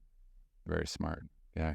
Those are super useful. Especially I was using those quite a bit in the desert just to keep like sand out of your shoes, because that's the worst. Oh my God! So I mean, I just can't believe you've done this like thousand mile journey. So what was it like on your last day or two, kind of getting towards the end? I mean, how was it? How did it feel? Being 100 miles from the end. I have to laugh because there are so many things that happened in that last couple of miles. So first off, there are now, I think, 4 or 5 of us or maybe even 6 that were all kind of in the same vicinity. It was 3 skiers, 2 foot racers, and 1 cyclist, and we were all kind of towards the back. Just to interrupt you, how great was it to be the red lantern and then somehow work your way back up into a pack of people where you weren't alone anymore? Oh, I loved it. And also, part of being a red lantern was strategic and deliberate. I mean, I took 3 full rest days where I didn't move at all. I don't think any of the other folks took any rest days. They just marched straight through. But I always like resting, I like sleeping, I like eating, as I said. And so I really tried to balance, how much time I had left on the clock to make it happen with just how much rest I could get away with, right, to make the travel more enjoyable. So I did really enjoy that. But, there's 6 of us, and I got a GPS message from one of the other skiers who was, maybe half a day ahead of me. And he was saying how he had tried to get past this one mountainous section and wasn't able to because it had snowed the day prior, and there were like 2 feet of heavy wet snow and no trail broken. And he was like, yep, I tried. This other guy, Brandon, tried to go and cut trail, and we just physically couldn't because it's such hard work. And I think we're done. And I got the GPS message. We're now, just around 100 miles from the finish, I think. I'm like, really? Like we made it this far, and you're telling me that we're going to like not be able to continue? So I messaged back to him and I said, hey, one, great job. Just sit tight, hang out in the cabin. We're catching up to you. Maybe between all of us, we can share the load and actually break trail. But also, do you happen to know any snow machiners who maybe have to travel between the villages who, might be able to cut trail? And Josh was his name. Josh's like, nah, I don't think I know any snow machiners.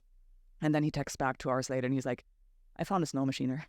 So in the end, the mayor of one of the villages actually came out at like 9 p.m. that night to go and put in trail for us to be able to make it across the mountain in the section that had been covered. And breaking trail and setting that trail, it's just like what? Just riding a snowmobile on the trail just to pack it down? There wasn't any trail anymore because the trail had gotten obliterated by the storm. So it's essentially riding a snow machine through virgin terrain and just trying to, push through a trail to the far side, which it's much easier to do on a snow machine, but it's still not, it's not that easy, not risk-free. Because cross-country skiing in powder or 2 feet of fresh snow would be absolutely miserable versus having it nicely packed down. Oh, and it wasn't powder, it was wet cement. So, even with skis on, you'd be punching through to your knees, but it was just, super heavy, super wet snow and impossible to go and make progress in. That's terrible.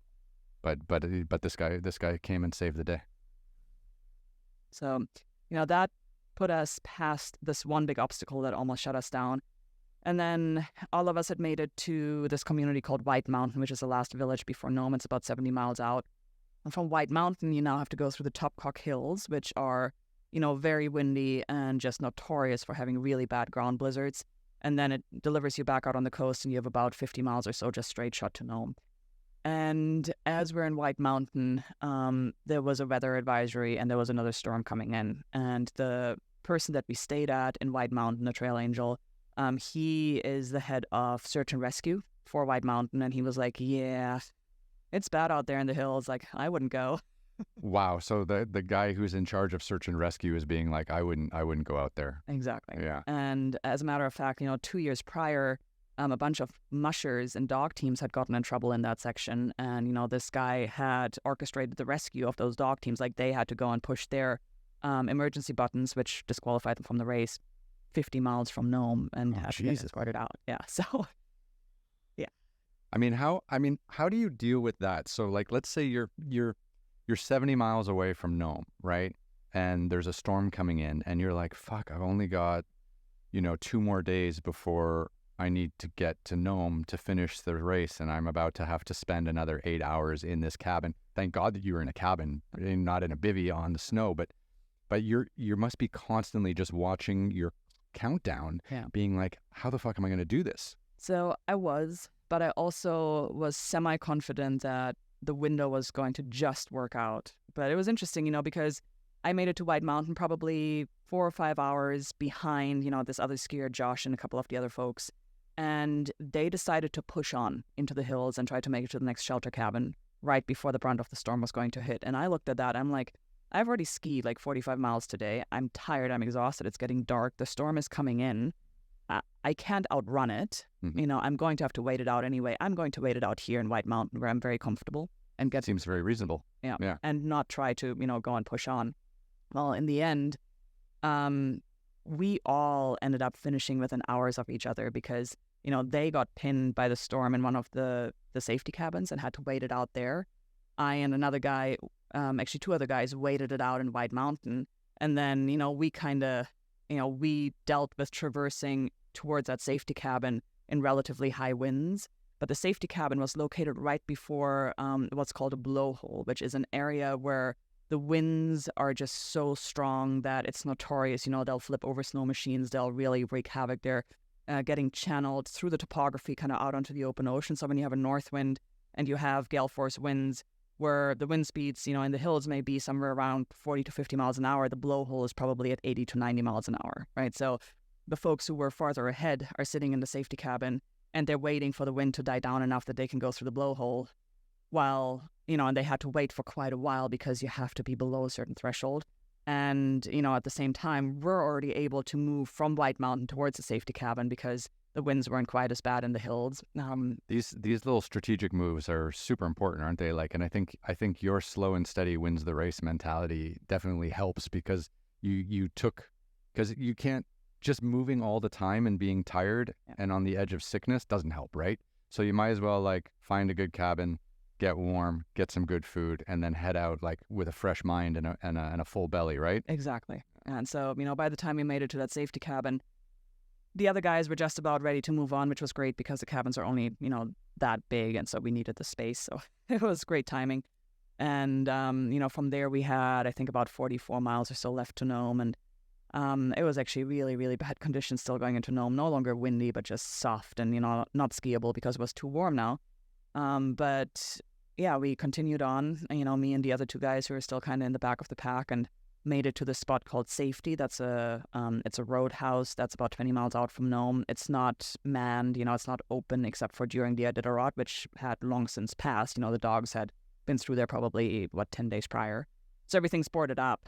But we got to Safety in the evening and, there's still about 18 hours or so left on the clock. And the other 2 racers were like, oh no, we got to go, we got to make it. And I was like, no, the conditions are terrible. I'm tired. It's going to be way better skiing in the morning. I'm going to go to sleep. So I stayed at Safety and, kind of found a little shelter underneath the outside deck. And I slept for, I think, maybe 4 hours or so. And the other 2 pushed through the night, made it to the finish, maybe 2 hours or so ahead of me. And, I finished with an hour and 56 to spare on the clock. An hour 56 to spare after 30 days and roughly 1,000 miles. Yeah. It's so funny, like how individual pace is. Like, like people who are listening to this might think like, oh, you team up with a few people and everyone's kind of, working together and staying together and stuff like that. But no, it's never like that because everyone has a different, like people have to stop and eat at different times. People need rest at different times. People have different paces that they feel comfortable going. It's so like how fast you go and how often you need to stop is so incredibly individualized. And if you're with someone else and they're stopping while you're in a rhythm, there's no way you can stop with them. You just have to keep going because it's so hard to get in a rhythm.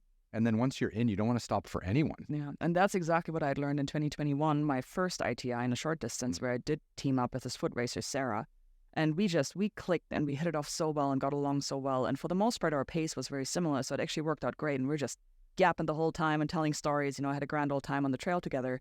But I had told Sarah from the very beginning that because I hadn't trained very well for this race, that I needed to stop and rest every night and get good sleep and get good rest.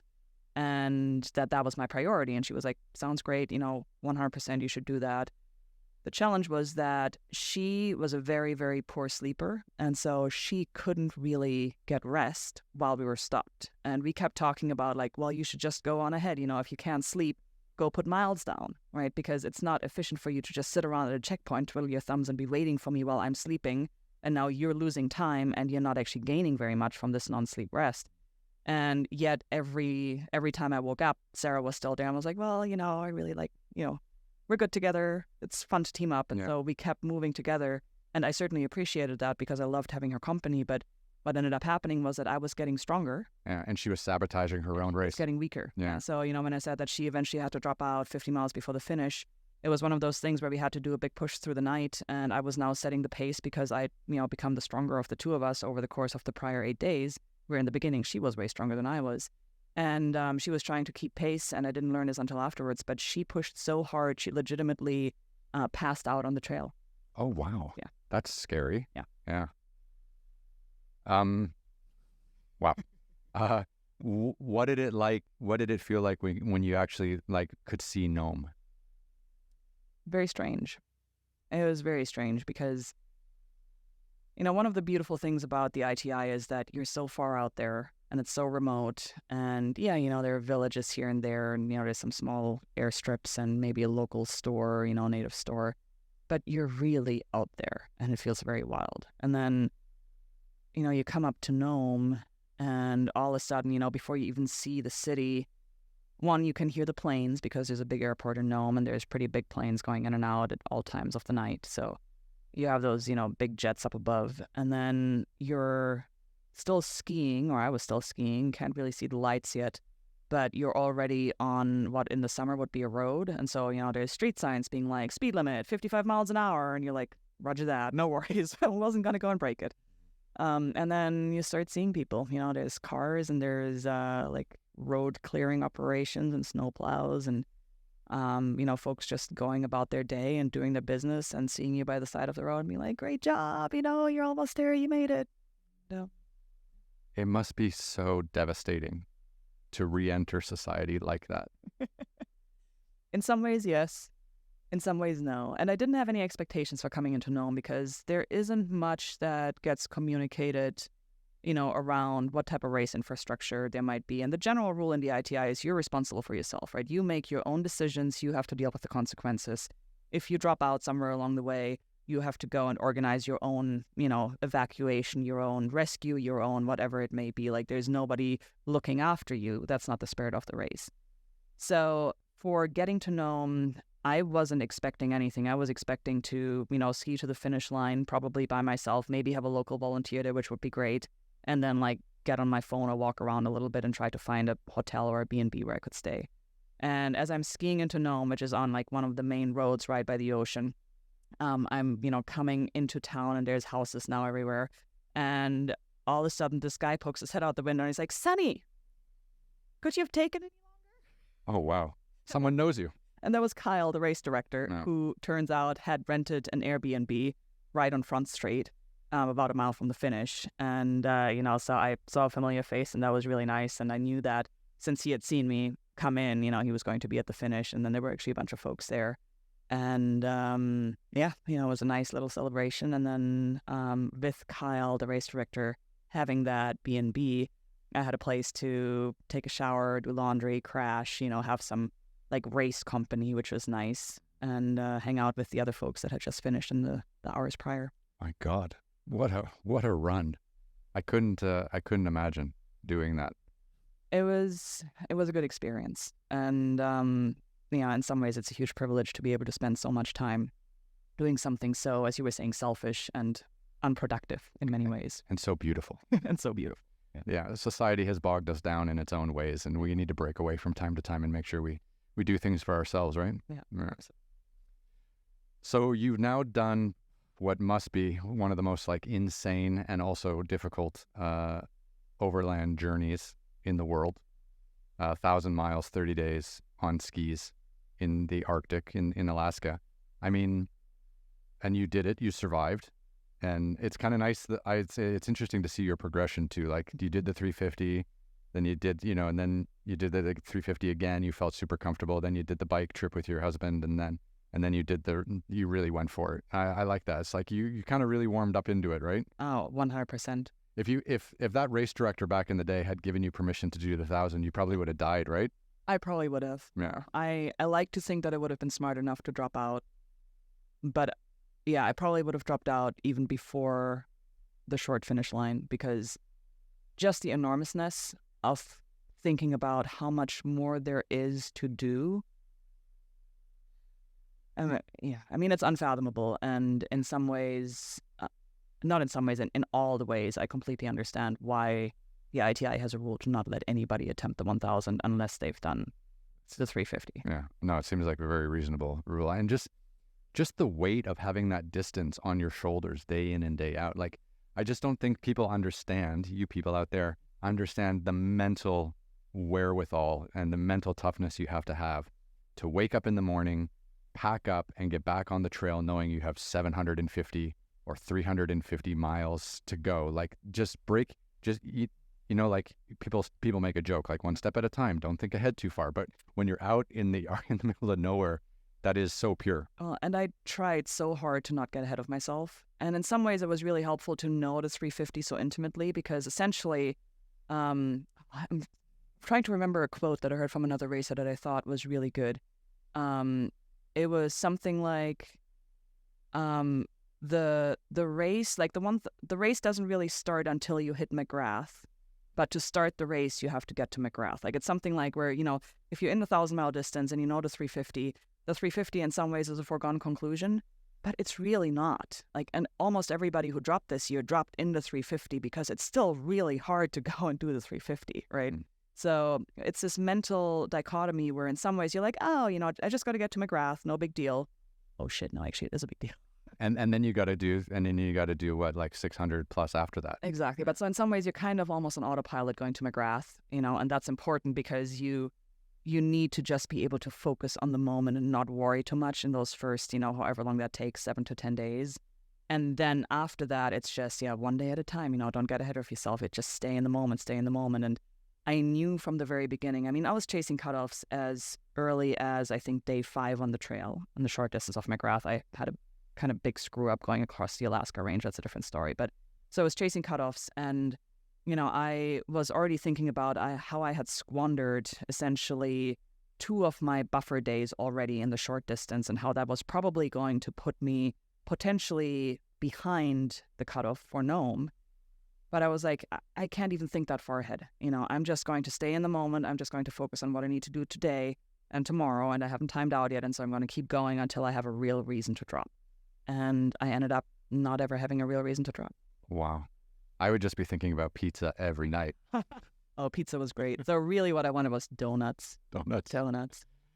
So how much single malt whiskey did you bring with you on the trip? 0. It didn't fit on the sled? I brought no whiskey. This was actually a bit of a weird situation. So, there is some alcohol to be had along the way, and particularly in the 350. The volunteers are pretty amazing about like having Fireball and whatever else at the aid stations. And so, you can take the edge of it if you want to. Yeah. And actually, while I was on the Yukon, which I described was this 135-mile section that was just, mind-numbingly monotonous and very, very cold. The race director and operations director, the 2 of them were traveling the race course by plane. The race director is a pilot, and they have this habit of dropping off care packages with airdrops. So they actually buzzed me and dropped a little lunch packet that included Fireball and some meat sticks and whatever else and chocolate, which was great. What's a Fireball exactly? Oh, Fireball is just a little, like the cinnamon whiskey. Oh, okay. Nice. Yeah. Oh, that's good. So that was great. But then on the interior, a lot of the villages, both on the Yukon and along the coast, are dry, where you can't buy alcohol, you can't possess alcohol, you can't ship alcohol, you can't make alcohol. And not all racers knew that. And so there were alcohol supplies in, resupply boxes from racers who then ended up not making it to those resupplies. Right. And now this is happening, like in schools, Mm-hmm. and then those boxes get opened. So that was not good. But Yeah, I filmed in Arctic Canada a few times. We were up in like Tuktoyaktuk and a few places like that. And alcohol is a real issue up there. So we were staying at a hotel and like they didn't have any alcohol at the hotel. You're not allowed to you're not allowed to bring your own because the winters are dark there and alcohol is just way too easy. exactly. Yeah. I did not bring any. But obviously a few beers in Nome to celebrate, right? I had a few beers in Nome. A few beers in Nome. Haven't really stopped since a month ago. Okay, so you've done the ITI 1000. You must feel like you're superhuman and bulletproof. 23 people finished with you. How many of them were women? There were 3 other women who finished. We had 2 women on bikes. One of them, Leah Grun, who'd done it last year on a bike and did it again this year.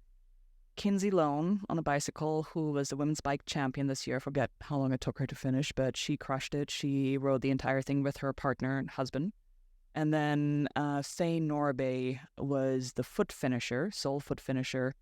She was the first woman in a decade to finish the race on foot. Wow. First woman in a decade was part of your class. Yeah. So there was 4 of you. I mean, that's a pretty elite group, isn't it? It was a neat group. There were 7 of us signed up, and we had high hopes of having even more folks in Nome. But as I said, a lot of things happened, and there were a lot of racers that ended up running into trouble in the 350, and weren't able to make it. So I mean, you finished this basically like a month ago. I mean, this podcast might come out a little bit longer, not exactly on the 1 month. But I mean, how do you feel now? Like what? I mean, you must feel relieved that it's over and that you survived, but at the same time it's like you must feel just bulletproof, like invincible. Like you must just be like, well, what's my next adventure going to be, because nothing can compare to that. I definitely don't feel bulletproof, particularly since I walked away with frostbite and I walked away with some nerve injuries to my heels and certain things that just weren't great.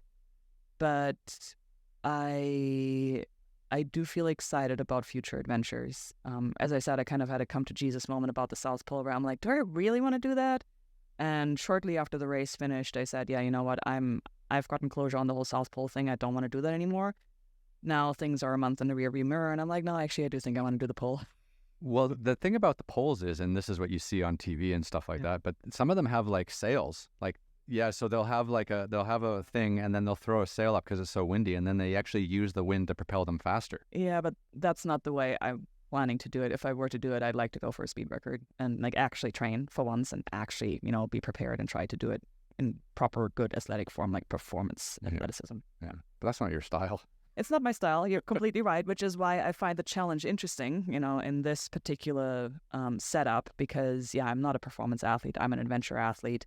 But if I go through the challenge of putting this polar expedition together, which would be, 6 figures in terms of budget and fundraising and, lots and lots of work, both in terms of the logistics planning and the fundraising and the training, I'd want to try and do it fast. Mm. How much did the ITI 300 or 350 cost versus the ITI 1000 cost? Because I'm sure a lot of people are out there being like, how much does this cost you to do this kind of stuff? So the 350, I forget what the exact figure is right now, but I want to say it's around $1,600 for the race entrance. And the 1,000 isn't that much more expensive. It's maybe $80. Because you quote unquote don't get very much more for the 1,000. You have a couple of aid stations going to the 350 finish line, and then you get one airdrop on the 1,000, and you get maybe a finish line in Nome. But all the rest of it, you have the spot tracking, of course, the GPS tracking, but outside of that, you mail ahead your own resupplies.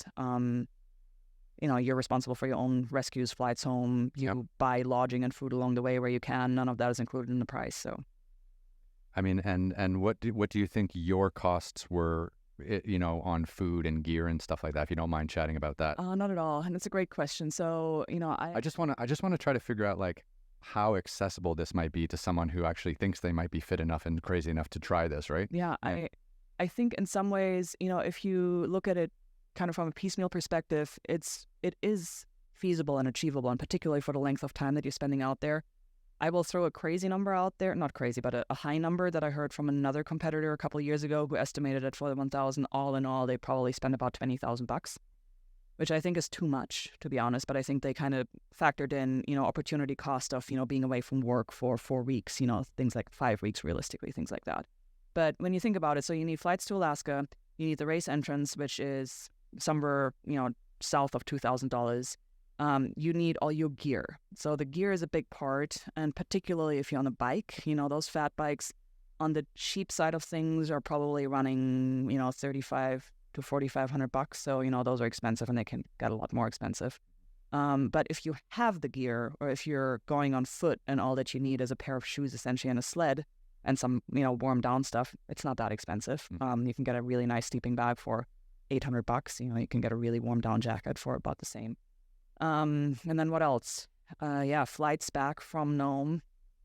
If you do scratch in the race and you have to get flown out from one of the more inaccessible spots, you can be looking at up to $2,500 for a charter just to get you out of the mountain. So that's expensive. That's expensive. Yeah. But outside of that, I think I brought $2,000 in cash to pay for things along the way, and I spent maybe $1,200, but I was splurging freely, and I was, leaving tips and thank yous for a lot of people along the way, even though I didn't need to, because you gotta spread the love when you're out in the middle of nowhere and people are taking care of you. Oh, 100%. Yeah.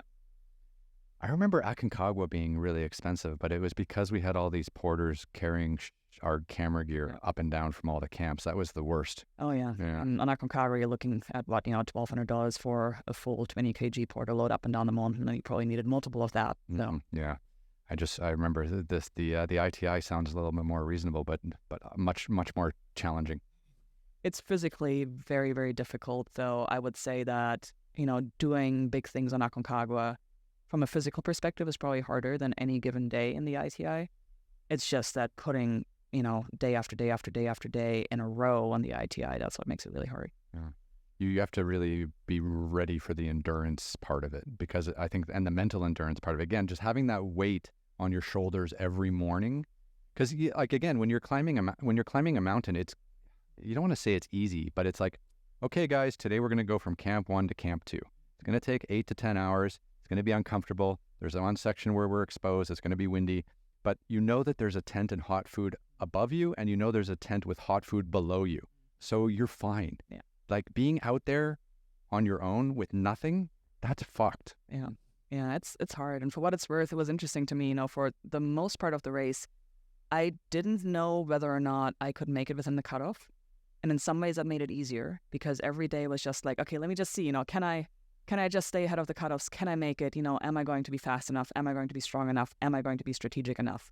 And then probably after I had crossed the Northern Sound, that sea ice section where I wasn't sure if we were going to be able to get across before it flooded.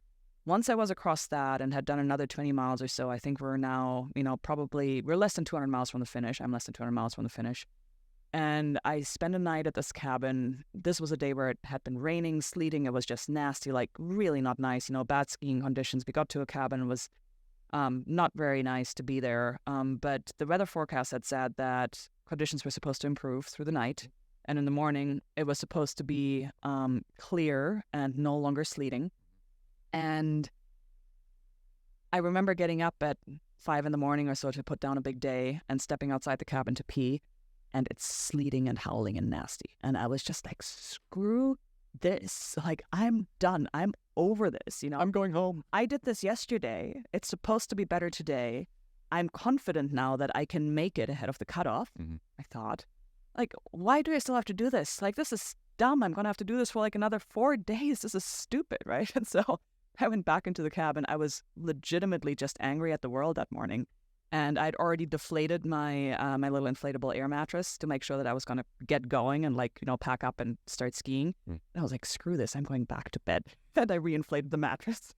That was your one day of protest? Exactly. And I got back in the sleeping bag. And, this other guy who was there, Peter, he was kind of on the same schedule and he'd done the same. And I was like, Peter, it's nasty out there. I don't want to do this in the dark. It's just stupid. I'm going back to sleep. And he's like, I'm going to go. And I'm like, okay, fine. You do your thing. So yeah, he ended up leaving, and I slept for another 3 hours, I think, and it was awesome. Did you pass him? Did you pass him that day? Did you catch up to him? I didn't. I caught up to him at the next village, and then we skied together the next morning. Okay. So, how do you process like finishing something that difficult? And like, because, okay, so the only thing comparable that I've ever done in my life is that it was very endurance focused, right? Was I did a motorcycle trip, right? So, but it wasn't human powered, but it was still incredibly difficult and dangerous and physically challenging. But we did like 14,000 kilometers around Brazil. But we did about maybe like 10 or 12 days, like through the deep, knee-deep mud of the Amazon, right? And that's like, and again, it wasn't human powered, but the amount of times I had to pick up my motorcycle after falling off of it would be the only thing I've ever done comparable to that. And I remember some days we did 100 miles and some days we did like 30 miles. And these were like 10, 12-hour days where you're just in the mud, picking yourself up again and again, wondering like, why the fuck am I out here? Like, I mean, do you have nightmares about some of your days out there? I don't have any nightmares. As you can probably tell from my, somewhat disjointed rambling, it's been hard for me to try and process it because it was so long and I feel like I saw and experienced and felt so much out there, but it's so disconnected from normal life that it's really difficult to kind of bring it back together and to integrate it. Any depression after finishing it? Because as much as these trips are hard, you almost get comfortable with the difficulty. And then when the difficulty's gone, you feel like a letdown. Have you gone through anything like that? Interestingly enough, not on this trip. I know exactly what you're talking about, and I've experienced it on many other adventures. On this, I haven't had that, and I think part of it is that I came back, one, to being pretty busy at work. I run 3 companies, and so they all required attention, and that kind of sucked me back in. But the other reason I think that I didn't fall into that post-adventure depression hole is because I was supposed to actually leave for Denali like next week, and that ended up falling through just recently. So, I had this other big adventure plan kind of lined up, and, now that's not happening. So now in some ways I have a bit of a vacuum or a void, but I also have more adventures coming up later in the year. And, so I feel like, yeah, there's so much to do and so many things that I want to and need to work through related to this experience that in some ways I'm actually grateful for the time that I have at home. And, the other thing that I noticed when I came back from the race was, first I was incredibly relieved just to be able to stop moving after I crossed the finish line, right? But then I just felt and still feel a lot of gratitude for that experience, but also for my day-to-day life, which is much more pronounced now than it was before I was in Alaska. Just simple things like being at home, with my husband and my dog, and being outside in the sun and being able to take a hot shower, and, just the simple joys in life, right? They're a lot more salient again. Yeah. Hot coffee whenever you want. Wild. I mean, silly question. You're a month off the trail, but would you ever do it again? I would. And I got asked that question a lot right after I finished. And my answer at the time was, it's not that I wouldn't do it again. It's just that it's a lot of time away from my husband. Mm-hmm. And there are a lot of other adventures that I want to have. So chances are, I'd prioritize some of those other adventures over going back on the trail, which is why I'm not signed up for next year's race, for example. I did commit to volunteering because I love the community and I want to be back up there and part of the experience, but I'm not going to spend 5 weeks to go and repeat this experience. That said, I am thinking about wanting to ski the southern route potentially. So the Iditarod is special in that the middle section, kind of between McGrath and the coast, has a northern and a southern variation, and the route changes between even and odd years. So I skied the northern route this past year, and next year is going to be the southern route, and then it goes back to the northern route, and then it switches back. So I think maybe in 2020, what would that be, 7? I might be interested in skiing the southern route, which would be a little bit different. A little bit different, but God, I don't know if it's worth it to go back up there. Did you get like a medal when you finished? I didn't. Or did you just get a handshake and be like a hug and be like, good work? I got a patch for my jacket. Patch for your jacket. And I think there is a finisher trophy, and actually I guess I'll get a champion trophy because even though I'm the last person across the line, I'm also the only woman to have skied it, so I'm the women's ski champion. Congratulations. Thank you. Yeah. I know, yeah. But I don't have it yet. I assume it's going to be mailed to me at some point. 1,000 miles through Alaska in the wintertime, human powered. I mean, that would have to, I mean, how are you not one of the most elite athletes in the world? Like you're talking about something where 20 people do it a year or 25 people do it a year. Like, that's insane, right? Like, think about how many thousands of fucking people climb Everest every year and take selfies of themselves up there being carried by two amazing Nepalese Sherpas because they're so out of shape and they haven't trained for it. And they're like, I'm top of the world. But actually, like, real endurance athletes are in Alaska busting their ass for 30 days alone. I certainly don't feel elite by any means. And, I said this before, but I think it's very true for me. I'm not a performance athlete. I'm an adventure athlete. You're an endurance athlete. You do tough, miserable things and you make it look not easy, but you get through it. I do endure. We all endure.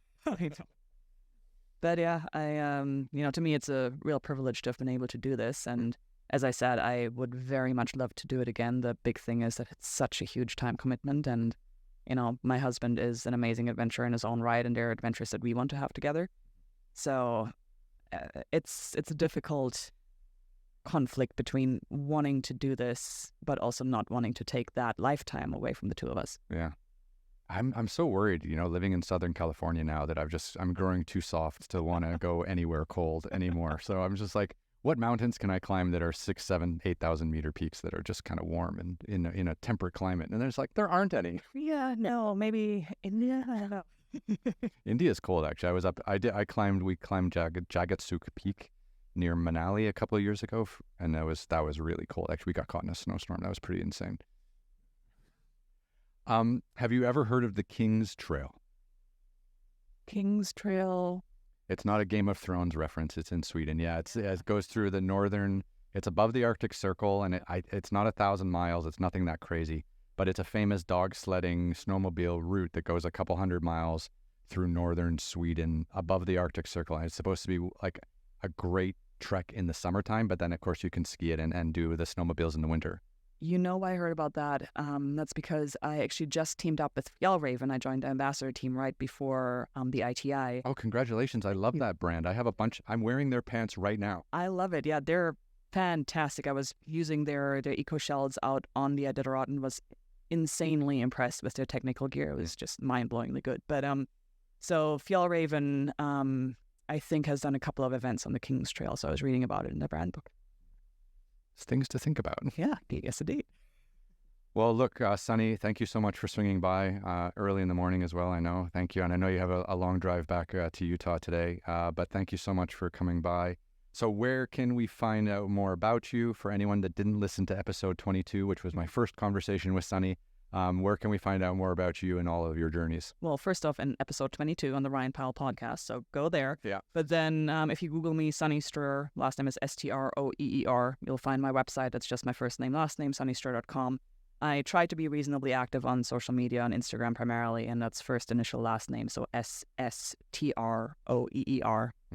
I really got to change that at some point. Nobody can figure out what that actually is. But yeah, I'm active there. Maybe a couple things on YouTube, not as much as Ryan, but yeah, I try to keep it real. And anything else that you would like to talk about that you might be definitely doing this year that you'd like to build up to? My next big project is a reattempt on the Arizona Trail fastest known time in the fall. Where you had your shin fracture, right? That's right. Your stress fracture, yeah. And I talked to you actually while you were rehabbing that, I remember. And that's 800 miles, and I got my butt kicked by it this past time. And then Candace Bird, who's a really accomplished, strong ultra runner with a world record for the most consecutive ultra marathons ever. I think she did 250 Ks in a row, 200 days of 50 Ks running. That's fucked up. Anyway, so she was just on the Arizona Trail attempting an FKT on that fastest known time for the second time and did not manage to complete that either. And I think she'll be going back. I don't know how soon, but yeah, try to get back then.